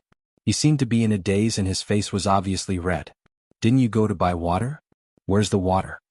With Yunhu's reminder, Lin Feng remembered that he hadn't taken the mineral water, but he couldn't explain the reason. He sat on the chair and shut his eyes. I'm not thirsty anymore. The person who had been asking for water wasn't thirsty anymore? Yunhu arched a brow but didn't expose him. When he glanced up, he saw the two of them walking over from the direction a certain someone had come from. His voice was filled with understanding. Did you see something you shouldn't have? Everyone knew how naive Lin Feng was. He jumped immediately. His gaze came into contact with Yunhu's face, especially when he saw the beautiful shape of his thin lips. For some reason he felt a little awkward. He asked in a rough voice, "What can I see?" With that he sat back down. Unfortunately, someone came to expose him. "Senior, you forgot your water." It was Bojo. She sat beside Lin Feng, her voice soft. "Did you get a shock?" Lin Feng wanted to reply, but when he met Yunhu's gaze, he pulled her to the side. "When did you and Captain progress so quickly? You even kissed. You saw wrongly?" Bojo arched a brow. "The Almighty was warning me not to flirt." Lin Feng pouted. "I saw wrongly? Do you think your big brother is blind? Kissing is kissing. I still have that much tolerance. But how did you manage to get the captain? That's too amazing." "What?" Bojo laughed lightly. "Are you going to use the same trick on Almighty Yun?" Lin Feng covered her mouth. "Don't spout nonsense. I was just chatting casually, why are you so agitated?" Bojo moved his hand away, a playful smile on her face. That wasn't a casual chat. With the two of them guiding him, Lin Feng felt uncomfortable no matter what. Why wasn't the bus checking the ticket yet? He decided that he would sit next to anyone but Yunhu. Otherwise, his imagination would run wild and his imagination would run wild. On the other side of the waiting room was Lin Chintao's team. It was different from Supreme Alliance's free-range policy. Almost all of them were sitting in a row, wearing the same attire and sitting posture. With the club's agent and assistant leading the way, the atmosphere was very strong. However, the atmosphere was too tense. Even someone as talkative as Lin Chintao didn't come over to greet Bo Jio. Instead, he glanced over. There seemed to be a lot of things to say in that one glance. It was really hard on this chatterbox. Bo Jio stuffed a hand into her pocket, the candy in her mouth. When she bit down, she realized that her lips were slightly swollen. She licked them, and when she met the Almighty's gaze, she stretched. She was used to being free and unrestrained. She really didn't fit in with a professional esports team that had strict control. It could only be said that their styles were not the same. Bo Jio hadn't expected him to come out of such a place. Now, it seemed that this was not the case. The teams were already calling out names. If anyone was late, the consequences would be unthinkable. Even Lin Chintao became extremely calm at this moment.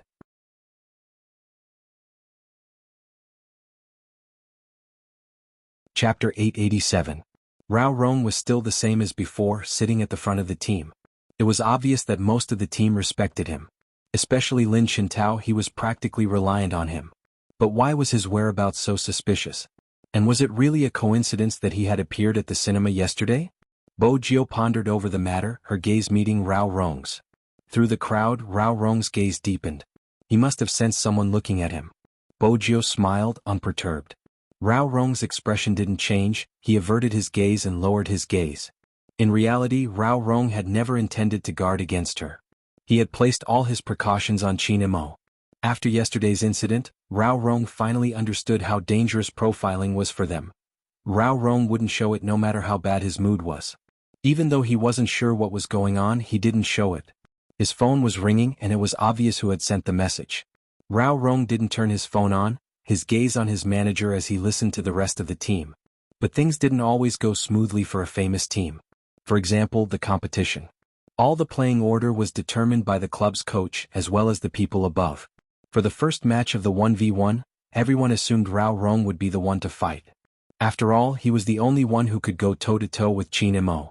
But Supreme Alliance wasn't aware of it. The club handed the 1v1 match over to a very young person who liked to play as a warrior. There was a hint of a smile in his eyes as he swept Rao Rong a glance. Lifting his chin, he accepted the responsibility. Lin Chintao wanted to stand up when he saw the outcome. Rao Rong reached out to press him down, his voice calm. Don't let Supreme Alliance see the conflict between us. Lin Chintao tightened his fists, turning his head and punching him viciously. He really did not expect that one day the captain would receive such treatment. How could the newbie win the 1v1? Was it because his father was an investor? Lin Chintao was infuriated, the anger emanating from his body. His eyes turned red, but he remained silent. Sometimes, even in esports, someone had to compromise in order to keep the team going. And that person had always been the one who had sacrificed more for the team. This atmosphere did not last long.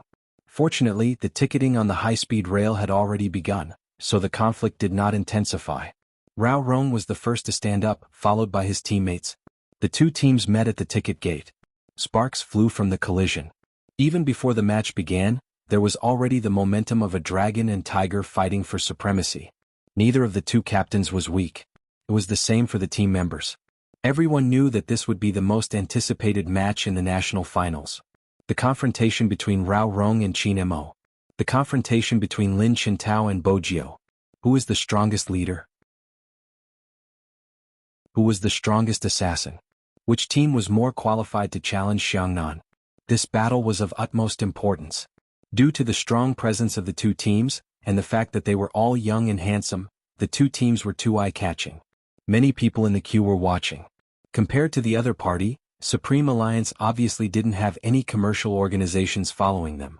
Qin Mo said, "Let's go."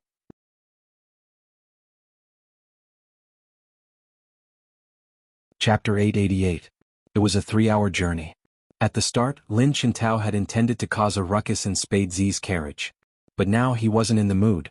He glanced out of the window, and when he couldn't take it anymore, he turned towards Rao Rong. "Captain, Li Nua's skills aren't enough to stop Qin Mo. If we send him out first, we will definitely lose." Rao Rong stopped drinking, twisting the bottle cap. Don't worry, Qin Mo won't be participating in the 1v1. I'm guessing they will be fighting a 2v2. 2v2? Lin Chintao was shocked. Qin Mo has never fought a 2v2. Rao Rong chuckled lightly. That was in the past. Don't we have Spade Z now? Why don't we have a 2v2 as well? Lin Chintao almost jumped in excitement. I definitely won't drag down Captain's fighting strength. Next, it was another round of nagging. Most of them were talking about how he would specially target Little Spade after the competition started and how he was the most handsome person in esports. He watched as the person beside him returned to his usual self. Rao Rong glanced into the distance. Sometimes it was troublesome, but it was the best. Lin Feng, who was in the other carriage, wasn't feeling as good. He was frustrated.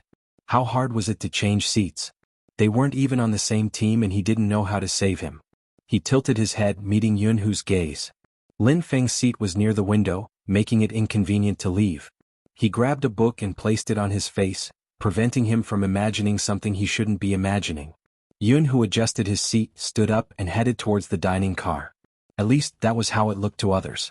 But in reality he only left after the youngster left. Bojio was smart. She stopped absent-mindedly when she noticed someone following behind her. She turned on the tap, pretending to wash her hands. When she glanced up, she caught sight of the person in the mirror. Yunhu wasn't tactful, his voice calm. What exactly happened when he went to buy water?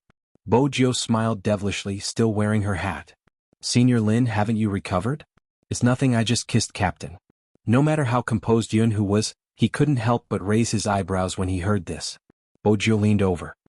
This is good news for Almighty Yun, it has enlightened him. He will probably be thinking about this the entire night when his team is resting.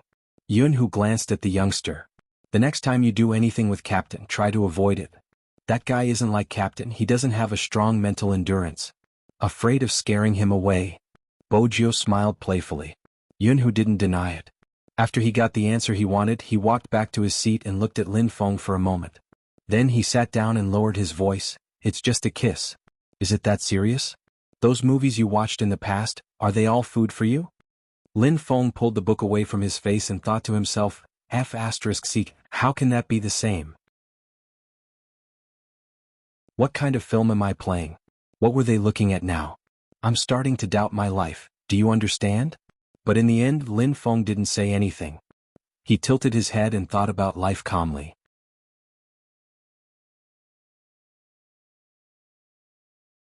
Chapter 889. Try what? After Lin Feng finished speaking, he coughed heavily. His expression was manly. F***, why was he stuttering like baby Feng? He couldn't lose in terms of aura. Yunhu arched a brow. What else can we try? Since you are so concerned about it, why don't you kiss me personally? Speaking of which, you still have your first kiss, right? Lin Feng was on the verge of flipping the table. Who are you looking down on? Who said I still have my first kiss? I have a girlfriend too. His few girlfriends. Everyone was well aware of this. They got close to him because of Yunhu. Lin Feng still remembered the last time he broke up with his girlfriend. It was because he saw her hugging Yunhu's waist, her head tilted upwards as though she was about to kiss his chin. But even so, he had to maintain his image. Yunhu's gaze sank in that instant. Even his voice wasn't the same as usual. That's all? With who? You don't have to worry about that. Lin Feng was serious. Don't say that I don't want to teach you, we are going to compete soon. Don't think so much nonsense. But Yunhu insisted on this answer. With who? Lin Feng's eyes darted left and right. As a straight man, he would never admit defeat in front of other men. Hence, Lin Feng's face turned red as he lied. It's the girl who wanted to seduce you. Yunhu retracted his gaze, his fingers clenched tightly. Lin Feng felt that he had finally managed to deal with it. It was so embarrassing to have his act exposed. Phew. If Bojio was here, she would definitely say, Lin Feng, you naive boy, you're provoking him on purpose. It was a pity that Lin Feng didn't have such thoughts. After the conversation, the thoughts that had been troubling him didn't surface. He just tilted his head and fell asleep. The bathroom on the high-speed train was usually cleaner, especially since Jiang City was the first stop. Even if it wasn't clean, Bojio had to stay in there to receive a message. This wasn't a message she could receive in front of the Almighty. She had to hide in the washroom. Bojio glanced at her phone screen. It was an email, every word related to Rao Rong, including his background and his father's death. Bo Jio's fingers stilled, her eyes darkening as she replied, "Focus on investigating Rao Rong's father's death, there's something fishy going on." In a high-rise apartment in the city center. On the screen in the 5v5 hero arena, a red-clothed assassin swept his sword horizontally. When the announcement of 4 kills rang out, he jumped back, making it impossible for the person chasing after him to even catch a glimpse of his shadow. His gaze fell on the lit-up phone screen, and his beautiful thin lips smiled. His face was clear and handsome, and his fingers moved slightly as he replied, "Okay." On the game page there were still people shouting, "Almighty, wait, add me as a friend." Hoshino had already exited the game, his fingers tapping on the keyboard as he opened an unknown forum. No one knew the existence of the forum. All IPs will be hidden. That place had the most perfect firewall. It could avoid all the Internet Surveillance Bureau's detection. That was one of Z's important ways to obtain information. The young lord of the hacker world wasn't just a joke. Because the firewall here was made by Z himself.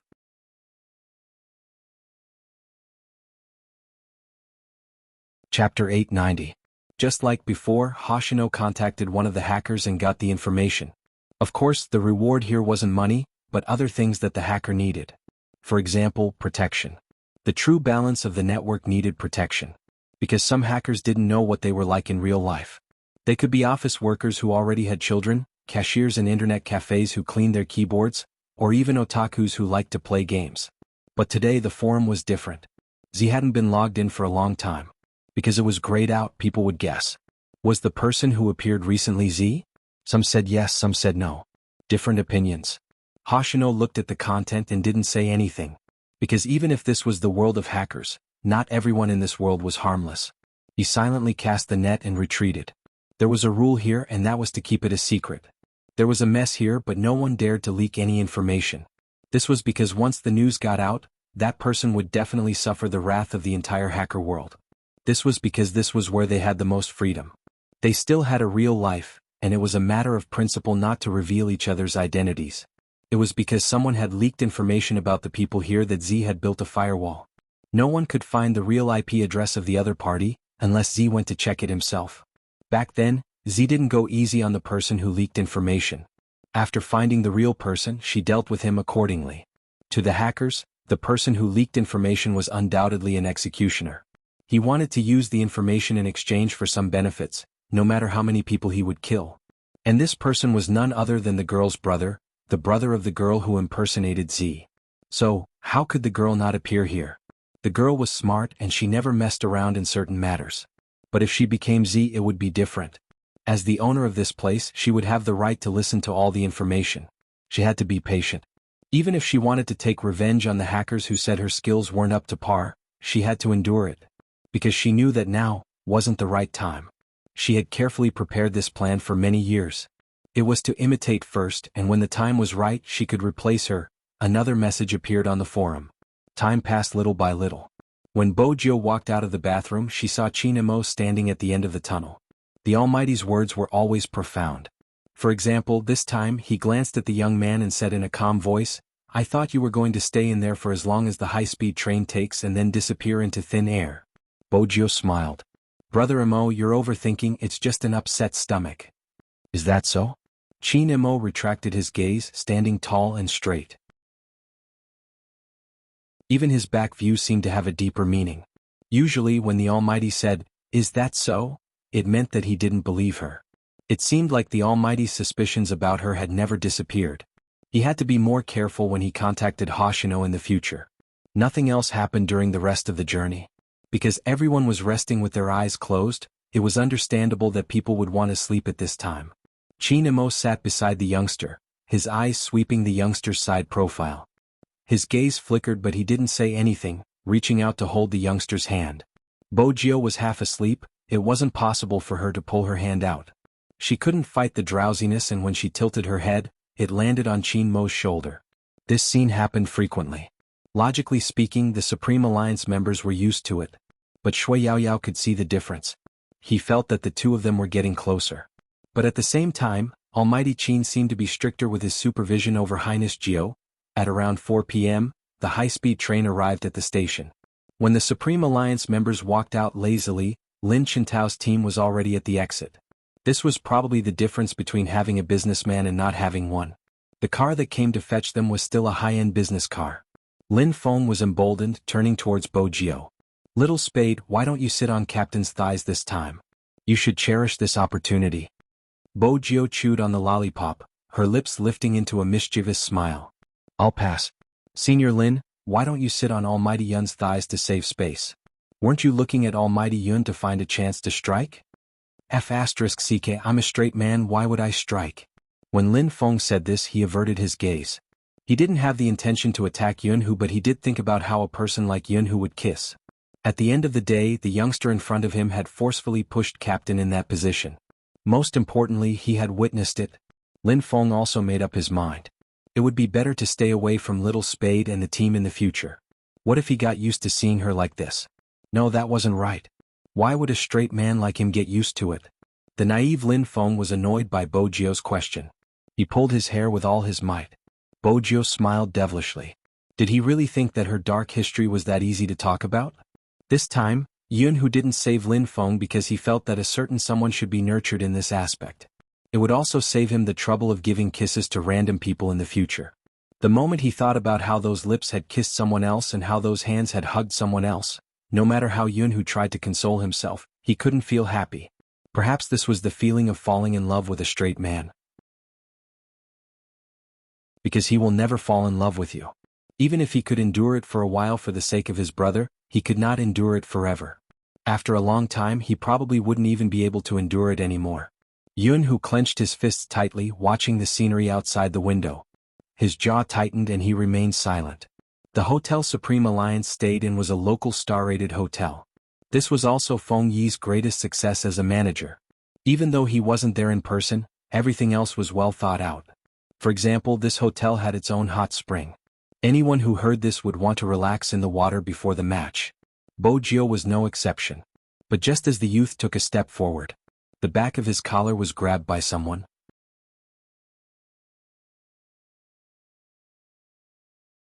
Chapter 891.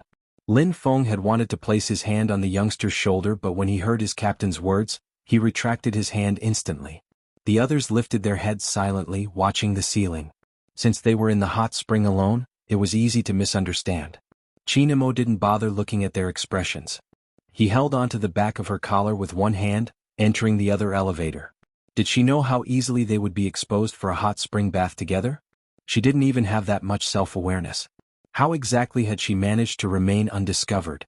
Chinamo glanced down, sweeping a glance at the face in his hand. Indeed, she didn't look like a girl. Mainly, she was overly handsome and had a mischievous look on her face. "Brother Mo, aren't the hot springs located halfway up the mountain in the backyard?" Bo Jio wanted to play with them. Her current hobby was to tease Senior Lin. It wasn't a good idea to follow the Almighty. Chinamo watched the numbers on the elevator, his side profile handsome. "There's a high-end area, it's on the balcony. It's definitely expensive." Bo Jio shook her head. Deep down, she was delighted to be able to scam him. The elevator stopped. Chinamo took a step forward, his voice calm. "It's fine, you can pay." "Bo Jio, why are you still standing there?" Chinamo arched a brow. Bo Jio decided to take the chance to educate the Almighty. "Brother Mo, it's better to be more like a commoner. That's why you're paying." Chinamo held onto her hand. "Lord Jio." Bo Jio didn't want to talk about how she felt when he called her that. She had to listen to him even if she had to hold back her tears. The room was indeed good, worthy of the exorbitant price. The floor-to-ceiling windows were pulled open, revealing the hot spring outside the balcony. It was still too early to soak in the hot spring. It was obvious that Chinamo hadn't asked her to come up alone to soak in the hot spring. He unzipped his uniform, glancing up at the youngster, his handsome features distinct. "Shall we have a 1v1? The Almighty wanted a 1v1? This was a rare opportunity. Bo Jio sat with her legs crossed, a devilish smile on her face. Sure. A battle of wits and courage with the Almighty was a joy, be it in real life or in the game. Both of them were carrying notebooks. The desks in luxurious suites were usually big enough, not to mention that there was a dining table beside the hot spring. There was a bottle of red wine and a very beautiful plate of fruit on the table. In a hotel like this, the food and drinks were all the freshest. Even in the open air, there was not a single speck of dust. The weather outside was nice. The two of them put their laptops on the dining table and sat facing each other. They entered the game page at the same time. Bojio smiled. She clicked on the mouse and selected the character. The 1v1 this time wasn't the same character as the one she had played before, although he was also an assassin. But there were many types of assassins. This time, Bojio chose the magic thorn, which didn't have the invisibility function. She had chosen this option because she knew that the invisibility ability was useless against the Almighty. That was because when she got close, the other party would be able to sense her. That way she wouldn't be able to hunt him down. Once the invisibility function was broken, it meant that the game character would be half useless. Since that was the case, it was better to choose this one-blade style. Chinemo was indeed Chinemo. After seeing her avatar, he didn't reveal any emotions. Instead, he lifted his thin lips into a faint smile. The music started playing. The two of them set off at the same time. Both of them didn't play the game according to the usual rules.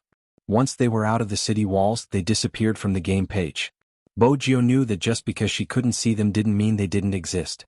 According to the Almighty style, he would definitely be slaughtering blue and red beasts in the bushes. Killing wild beasts to raise their finances was a must for assassins. Bojio glanced at the small map. She carried her knife and swept across the bushes like a gust of wind. She was fast. In the blink of an eye, she disappeared again.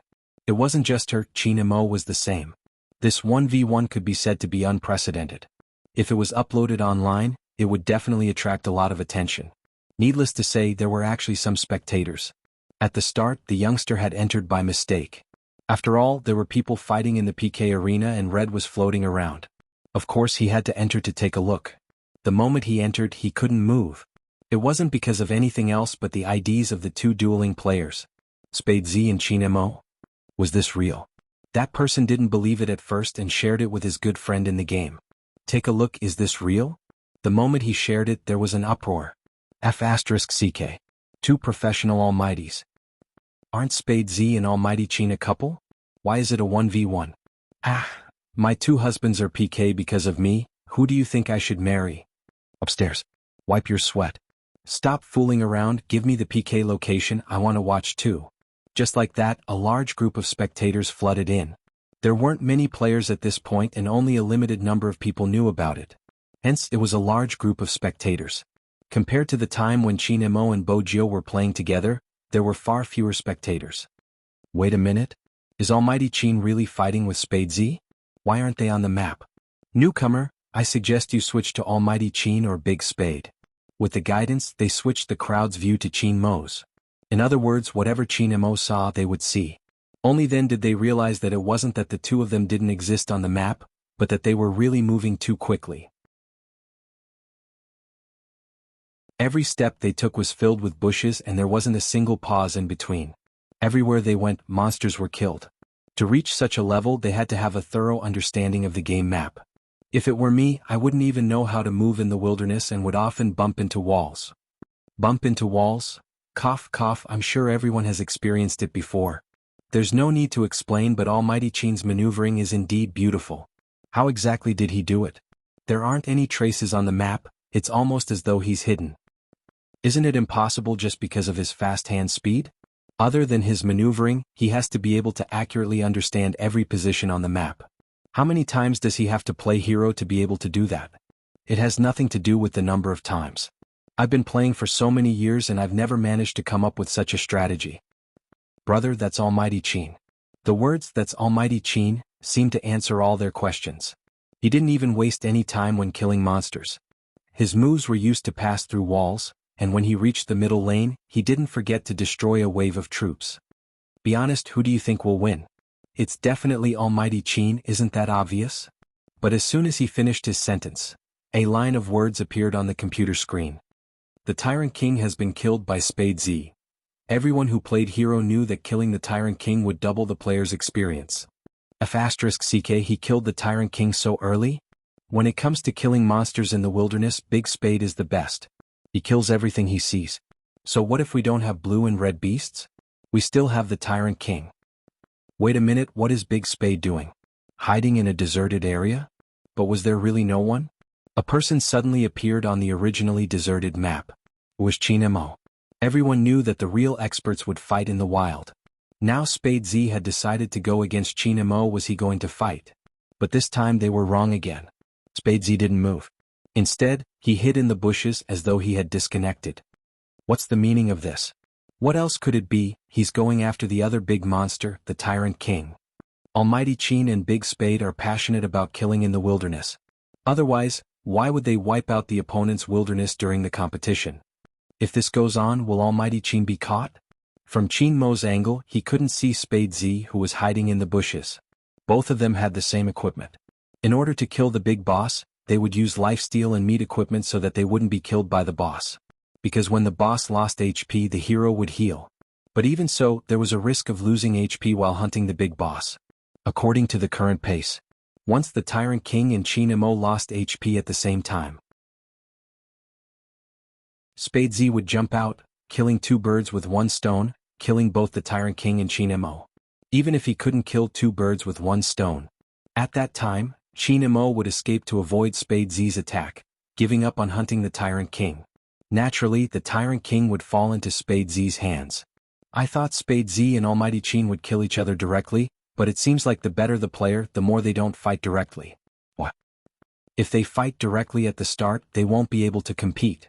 Indeed, the reason why Hero of Legends was more interesting than other games was that it wasn't just a game where you cut me with your sword and I killed you with my sword. Instead, it required the player to think and set up a strategy. How to move, how to attack, when to advance, and when to retreat were very particular. On the screen, Qin Mo only had half HP left, and so did the big monster Tyrant King. Both of them were losing HP. Everyone held their breath as if they had been waiting for this scene. Simply put, they were waiting for Spadesy to show his blade. Assassins all knew that the strongest move of an assassin was the big move. Whether the big move was used or not, it directly affected whether the person could be killed. It's coming. As soon as the sentence came out, the surrounding players all fell into a state of nervous breathing. They stared at the screen, their eyes lighting up. It wasn't because of anything else, it was because Spadesy, who was hiding in the bushes, had moved. On the other hand, Qin Mo didn't have much HP left and the Tyrant King was on the verge of collapse. This was the best time for all assassins to hunt. Bojio narrowed her eyes, her slender fingers moving abruptly. Her movements seemed to be able to create a shadow. It was because of her fast hand speed that she was able to achieve such an effect. In the past, no matter how good people described Spadesy, they had never experienced it for themselves. But now, as they watched him rush out like a cheetah, they realized that other than Spadesy, no one else could attack with such speed. This time, Almighty Qin was probably going to be caught. But was that really the case? The moment Spadesy rushed over, Qin Mo leaped over the wall. It was as though Qin Mo had eyes in the back of his head, jumping over the wall. He missed. The surrounding crowd was so excited that they didn't care about the situation, grabbing onto the computer table, their entire bodies glued to the screen. *CK. How did Almighty Qin do it? I'll give him full marks for that jump, no one would be able to catch him. But the problem is, Almighty Qin is too good at calculating, he didn't jump earlier or later, choosing this moment to let Spadesy tank the monster. Wait a minute, it's not over. Indeed, it wasn't over. The moment Bojio entered the boss pit, she knew she had been tricked by the Almighty. With the Almighty's jump, all the aggro on the boss was directed towards her. Less than half of her HP was gone. But that wasn't the main point. The main point was the Almighty's big move, the 3000 knife cutting. That white slender figure that came and went without a trace flashed back again. A huge silver brilliance instantly filled the screen. It was so beautiful that it was a little ridiculous. If it had been anyone else, they would have died under such an attack. But Bojio was Bojio, even though she was trapped by the wall, she could still execute her most beautiful move. The weapons clashed, sparks flying. Her movements were unbelievably fast, and with the effect of her move, she managed to avoid the fatal 3000 knife cutting. The audience couldn't see how Spadesy moved, but it was that dazzling movement that gave off an extremely cool effect. They never knew that this game character could be played so beautifully. It felt as though they had been caught off guard. Nice dodge. Some people couldn't help but exclaim. He can escape. As long as he has HP with Spadesy's hand speed, it won't be hard to escape. But Qin Mo's tactics weren't that simple. He knew that he didn't have any more moves and normal attacks wouldn't be able to deal with Spadesy. Hence, Qin Mo turned and attacked the boss, which had regained its full HP before retreating swiftly. It can't be he's still fighting at a time like this? Just as the audience was about to ask. On the other side, Spade Z, who had jumped out of the wall with low HP, was struck by the boss claws. He couldn't resist anymore, lying in the bushes. The audience was dumbfounded.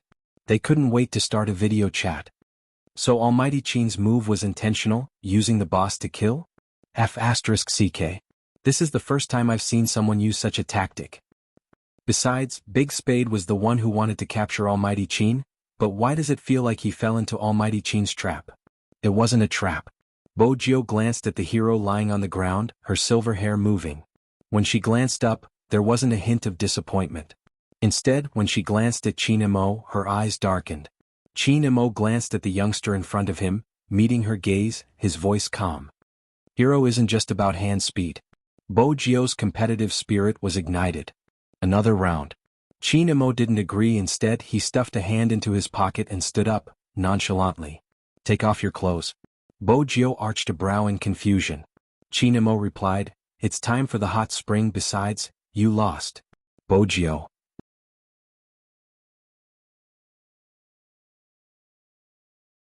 Chapter 892. Both of them were drenched from head to toe. Bojio could clearly feel the water dripping down the Almighty's black hair, landing on her collarbone. She wasn't sure if it was because of the high temperature, but it felt as though she was being burned. The panting was still ringing in her ears. It was because of this man's restraint that he was even more alluring. In the end, Chin Mo didn't do anything to her. Instead, he carried her into the bathroom. He turned on the shower, the cold water splashing onto her head. Bojio was instantly jolted awake. Her silver hair was still messy as she sneezed. She glanced at Chin Mo, the corners of her lips lifting as she broke into a devilish smile. It was rare to see the Almighty in such a pathetic state. Chin Mo arched a brow, pulling her back into his embrace. Do you really want me to strip you? No, brother Mo, the water is cold. Isn't it inappropriate for me to accompany you? Bojio replied, unable to conceal her obvious delight in his misfortune. Once again, Chin Mo doubted his own taste. Other than this guy's face, what else did he like about her? But even so, he still felt that the youngster who was secretly smiling was so cute that he wanted to hug her and rub her. Chin Mo really did that. Why not? We can shower together. Don't worry, it will warm you up and not let you catch a cold. Chin Mo was always a man of his words. His left hand caressed the youngster's back. Bojio shivered, unable to escape. In the end, the two of them stayed in the bathroom for a long time. Anyway, Bojio had become obedient. Her handsome face was burning hot, her red ears trembling.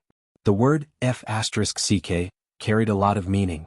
She couldn't wear her previous clothes anymore. She wrapped a huge towel around her. On the other hand, the Almighty was still in his battle uniform because he had taken off his clothes. His body was upright, exuding an invincible elegance. Most importantly, he looked much more refreshed. Who exactly was the one suppressing who? Before she heard the Almighty say that they were going downstairs for dinner, she had been a little depressed. Then, the Almighty had ordered 30 small lobsters for her and asked if she wanted to eat them. The little gloom and whatnot disappeared like smoke in thin air. After all, the Almighty's little sweetheart was trying to please her, the overbearing Seo. She couldn't make things difficult for him. Eating lobster and drinking Budweiser was a must before the game. All the Supreme Alliance members were present for this meal. Everyone's gaze swept over the silver-haired youth, intentionally or unintentionally. Finally, it was Lin Feng's turn. With a glass of wine and a sentence, he said to the young man, "Brother, I admire you." It was a miracle that someone could survive after using force on the captain. Bojio bit the lobster pincer and clinked her glass with one hand. She glanced at Yunhu's direction and said meaningfully, "You can do it too." Lin Feng, who understood the meaning, really wanted to curse out loud. This was probably how boys got along. It was impossible not to have alcohol, smoke, or dirty words. These were the men of the North.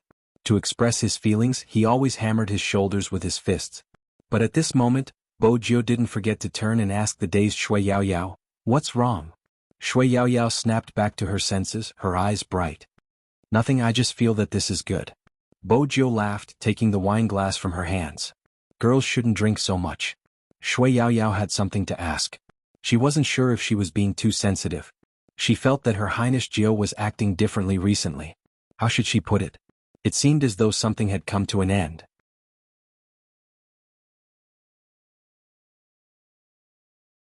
Chapter 893. But speaking of which, after the National League. They were about to leave, right? Lin Feng was clearer about this than Shui Yaoyao. Some people weren't heartless or naive. But the people you cared about wanted to see you in this state. That way he would be more at ease when he left. Lin Feng lifted his hand, downing another glass of wine. A foreign country wasn't that far away. It would only take a day's flight. Wasn't transportation so advanced now? But even such a consolation. It couldn't change the fact. His best brother was about to leave. Hence, he couldn't leave any regrets in the National League. Because of the competition tomorrow, they couldn't eat too late. Feng Yi had always been a smiling prince. He stood up in his suit, holding the wine glass in his hand. It's the semi-finals of the National League. After this match, we might meet with Xiangnan, our former opponent. They are now the ace of the esports industry. It is said that no one in China can defeat them.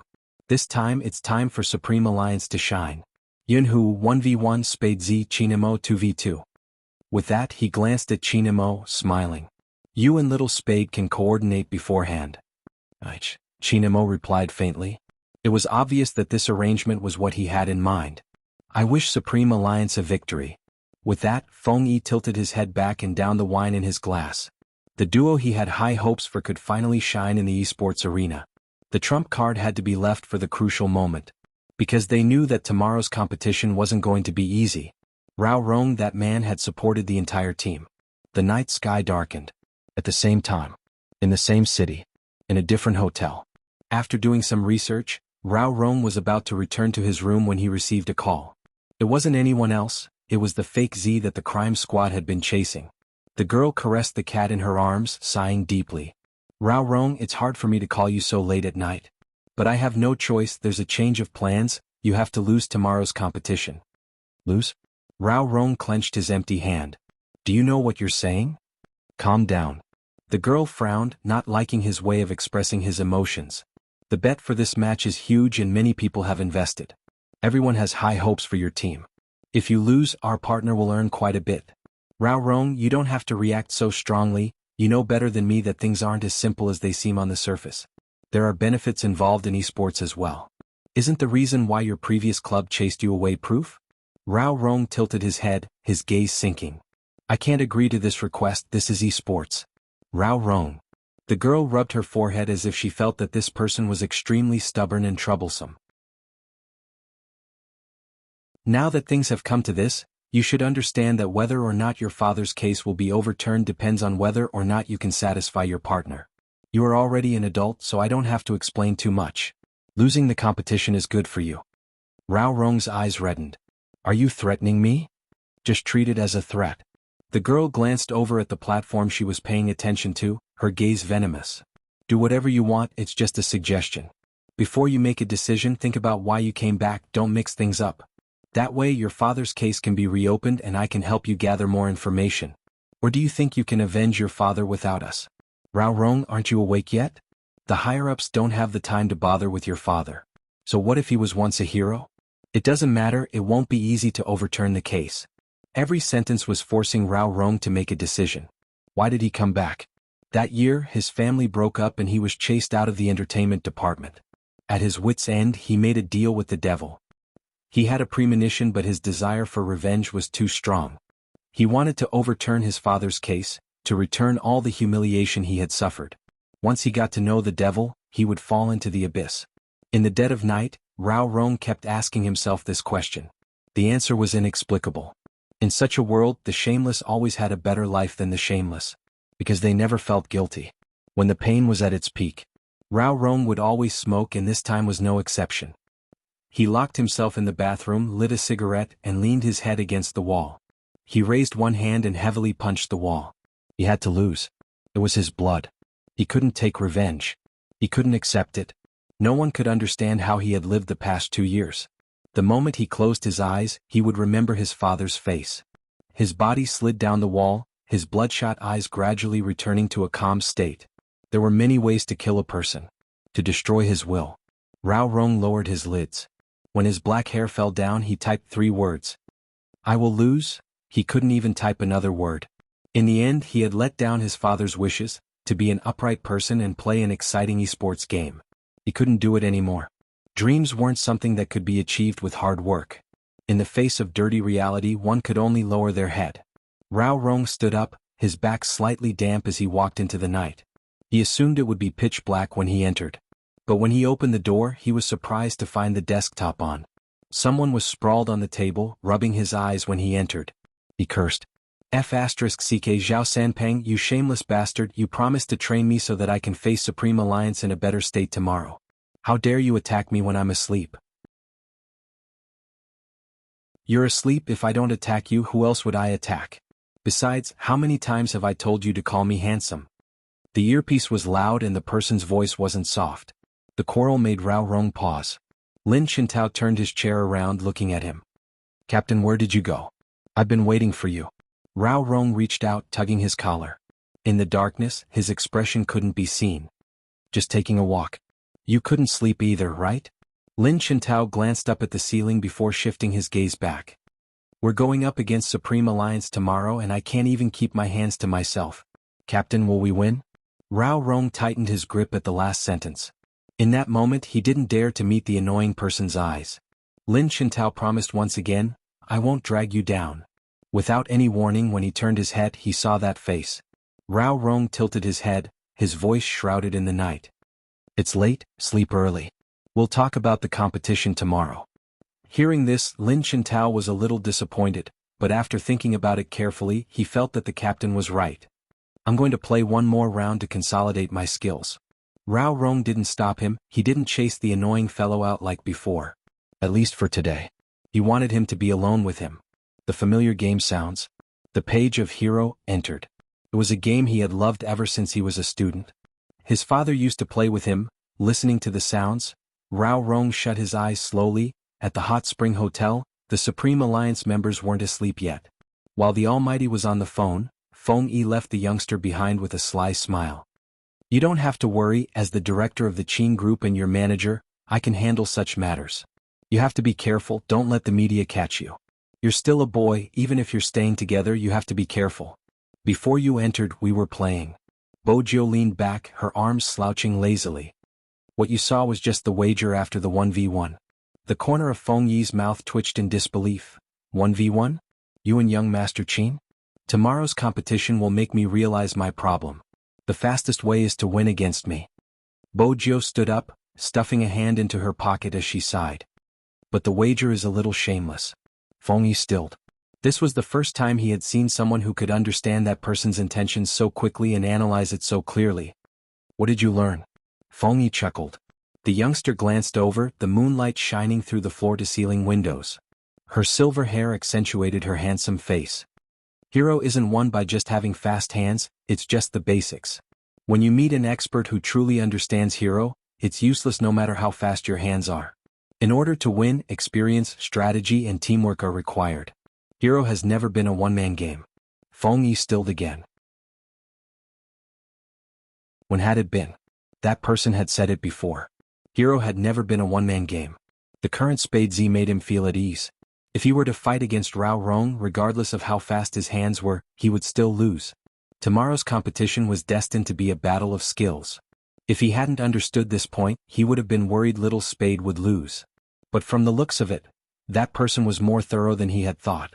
In a 1v1 match, Nengyin had easily solved all the problems he was facing. Feng Yi stood where he was, watching the youngster's back view as he left. He was still waiting for Qin Mo. Little Spade's side was fine. But he knew the condition of young Master Qin's hand better than anyone else. The attending doctor in America had told him. Young Master Qin hadn't fully recovered, only 70%. He might have been able to survive the previous competition because of Little Spade Z. He didn't have to use the true 3000 knife cutting.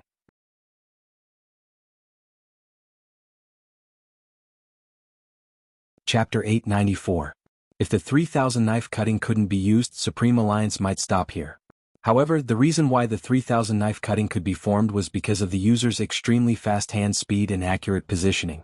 In order to achieve the effect of killing someone without leaving a trace, the flexibility of the wrist was extremely high. How to quickly move the mouse, how to operate the up, down, left and right keys on the keyboard, where to place the left hand, how to coordinate the position of the right hand, and how to coordinate the position of the wrist would definitely cause a lot of pressure on the wrist muscles. Hence, Feng Yi wanted to know what young Master Qin was thinking. Regardless of whether he was a businessman or the director of the entertainment department, he wanted Supreme Alliance to win. But compared to winning, every member was more important, regardless of whether that person was young Master Qin or not. When Qin Emo saw Feng Yi, he knew why he was here. Don't tell anyone about my hand injury. Qin Mo's voice was calm. It won't affect tomorrow's competition. Feng Yi didn't speak at first, but after a second he lit a cigarette. Then Little Spade will coordinate with you tomorrow? Feng Yi, there's something you're wrong about, Qin Emo interrupted. In the future, Little Spade will be the main player and I'll coordinate. Feng Yi stilled. His eyes seemed to have been heavily shaken. When he first saw Spade Z, he thought that there was finally someone who could keep up with young Master Qin's speed. If this youngster joined, young Master Qin's 3000 knife cutting would definitely return to its peak. But Feng Yi never expected young Master Qin to coordinate with him and let Little Spade be the main player from the start. Was he going to give up the leading position of the entire competition? How much trust did he have in him? Was that why? If Little Spade knew how confident you are in her, she would definitely be delighted. Feng Yi couldn't help but laugh. Little Spade doesn't seem to know the meaning of humility. That's why you don't have to tell her. Qin Emo stuffed a hand into his pocket, his deep gaze looking out at the night sky. Let's see how much he has grown in tomorrow's competition. Feng Yi understood what Qin Emo meant. If they couldn't even take down Rao Rong, then Supreme Alliance wouldn't have a chance of winning against Xiangnan. The night fell slowly. In the end, it was so thick that it was dyed red by the white of the east. National semi-finals. The media would always arrive earlier than the contestants. All the esports platforms had already stopped all the individual esports shows and emptied all the resources just for this live broadcast. At the same time, Hero became a game for everyone. Esports was also constantly developing. From not being forgiven in the beginning, it had now officially become a profession. Hot blood sprouted from youth. Anyone who had played the game would know. Sometimes we can't let go of the game not because of the game itself, but because of the people we meet in the game. Those who move us, accompany us to vent our emotions and shout out the existence of the world that we yearn for the most. In the biggest square in the city center of H, a 20 square meter big screen was showing the game Hero. Everyone was looking up. Even those who haven't played the game before. They would also talk about it. That was why some people would say that 2017 was the era of esports all-stars. In the hall of 10,000 people. The lights were dazzling. The big screen slowly descended. Every one of them would present the most exciting moment of the game. Even the commentator was a big shot. The director had already picked up the communication device in his hand and brought it to his lips. Everyone get ready. Action. Even though it was a live broadcast, there were people controlling the scene. The moment the director finished speaking, all the lights were turned on, shining on a woman in a pure white dress. She could be called the most beautiful MC in the esports industry. Handsome men and beautiful women, we meet again in the annual National League. A year has passed, but I haven't let go of Hero. What about you guys? The female MC's voice was loud and clear. The atmosphere in the hall was stirred up instantly. The female MC smiled. I heard that this year's competition is more exciting than the previous years. There are many reasons. Let me start with one, the number one newcomer in Hero, the FC King of Zone C. This was the introduction of the order of appearance. It was different from all the previous competitions. The moment the female MC finished speaking, the big screen immediately showed the scenes of the youngster playing the game. The way he moved the mouse, the way he smiled when his hands were fast, the way he was in a variety show, wearing a pure black uniform on his shoulders, the clothes fluttering in the wind, his eyes looking towards the camera, the handsome and arrogant self-introduction, just 5 words. I am Spade Z. When Bojio came out, almost all the other screens were recording the scenes of the youngster killing enemies in the game, from the first appearance of this ID in the game to the National League. Coming and going without a trace, one FC kill after another as the number accumulated, converged into one word, KO. When they saw this scene, some fans even reached out to cover their mouths, their hearts beating along with the special effects of the game. That extremely short scene pulled them back into their memories. The first time they heard the name Spade Z. That person was still farming FC kills in the wilderness area. Now he stood in the esports arena, his eyes were clear, his body tall and slender. He became the star that everyone paid attention to. Among them, the ones who felt the most were the Spade fans who stood behind the youngster from the beginning. They finally reached this step. In a month's time. It seemed like they had experienced too much. The scene of the youngster being splashed with coke was still vivid in their minds.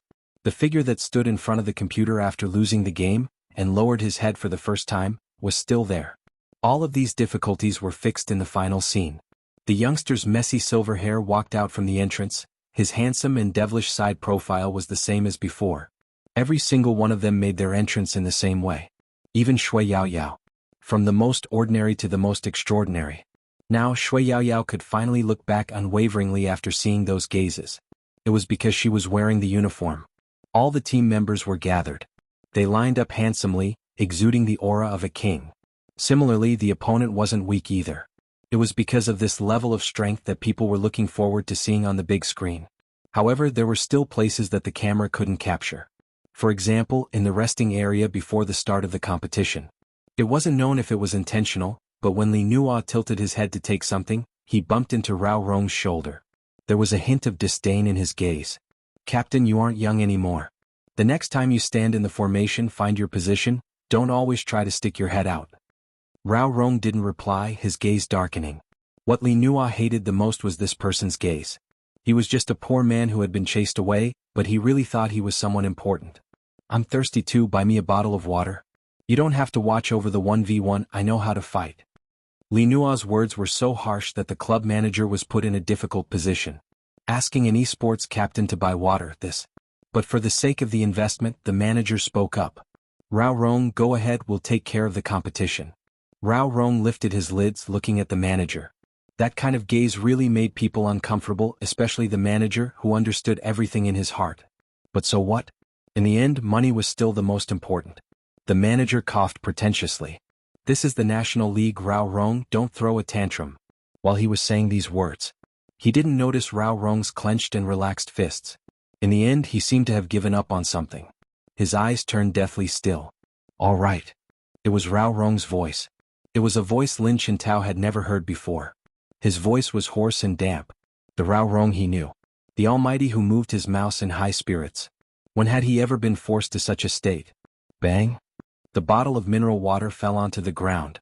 Lin Chintao bolted up from his chair, tugging Li Nuo's collar. "Don't you have hands? You don't even know how to grab water, young Master Li." Such a commotion naturally attracted the attention of everyone. Even the media started to pay attention to them. The club manager had to calm things down, lowering his voice. "Chintao, it's a competition, what are you doing?" "What am I doing?" Lin Chintao scoffed. "Why don't you think about what you have done?" The manager narrowed his eyes when he wasn't listening. "What you are doing is putting the company in a difficult position. Are you still going to compete?" Lin Chintao knew it was a threat. He clenched his fists, lowering them. In the end, Rao Rong held onto his wrists. He understood what his captain meant. But once he was forced to bear with it, he had to sacrifice his pride. He didn't have to bear with it. Wasn't esports all about winning? If power was involved, could it still be called esports? Lin Chintao released his grip. Just as the manager and Li Nuo were about to reveal a smug expression, Lin Chintao spoke up again.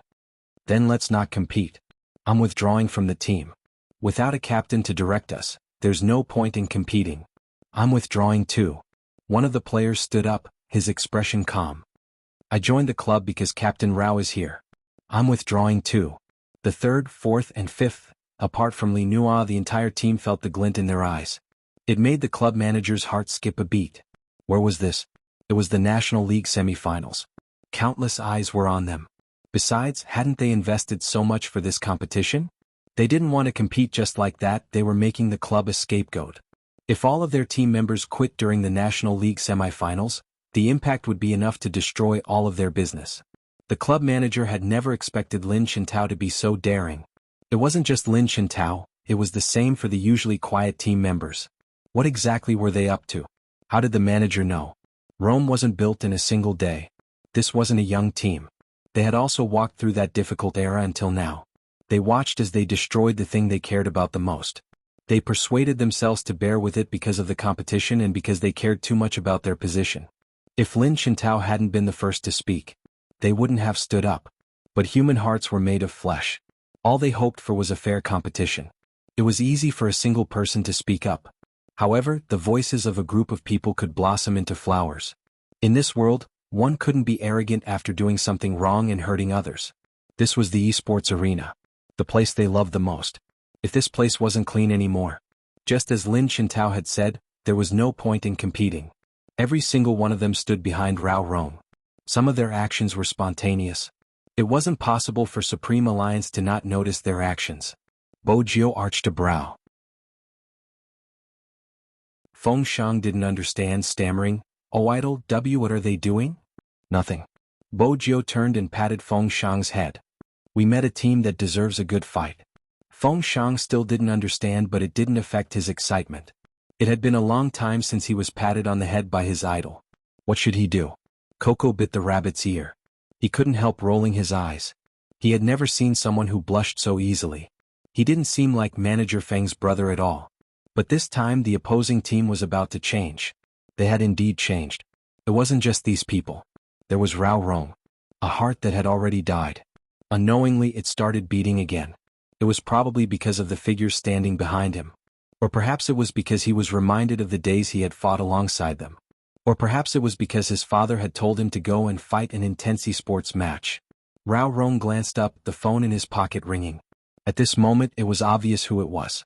He didn't pick it up, allowing the ringing to continue until it stopped. The club manager gave in.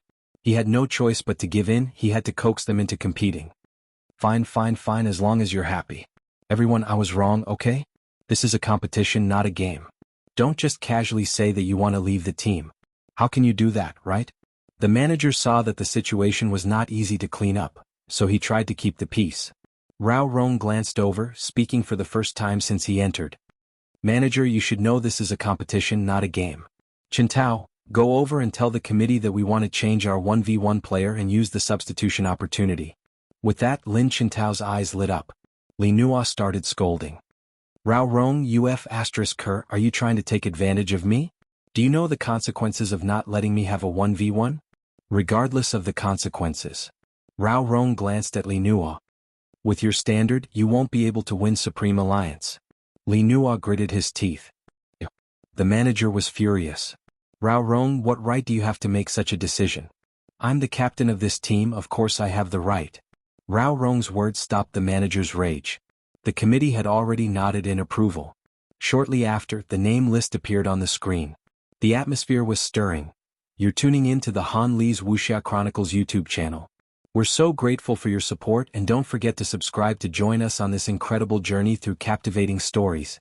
Your generosity through donations truly makes a world of difference, as it's the primary source of revenue that allows me to expand and enhance this channel for you.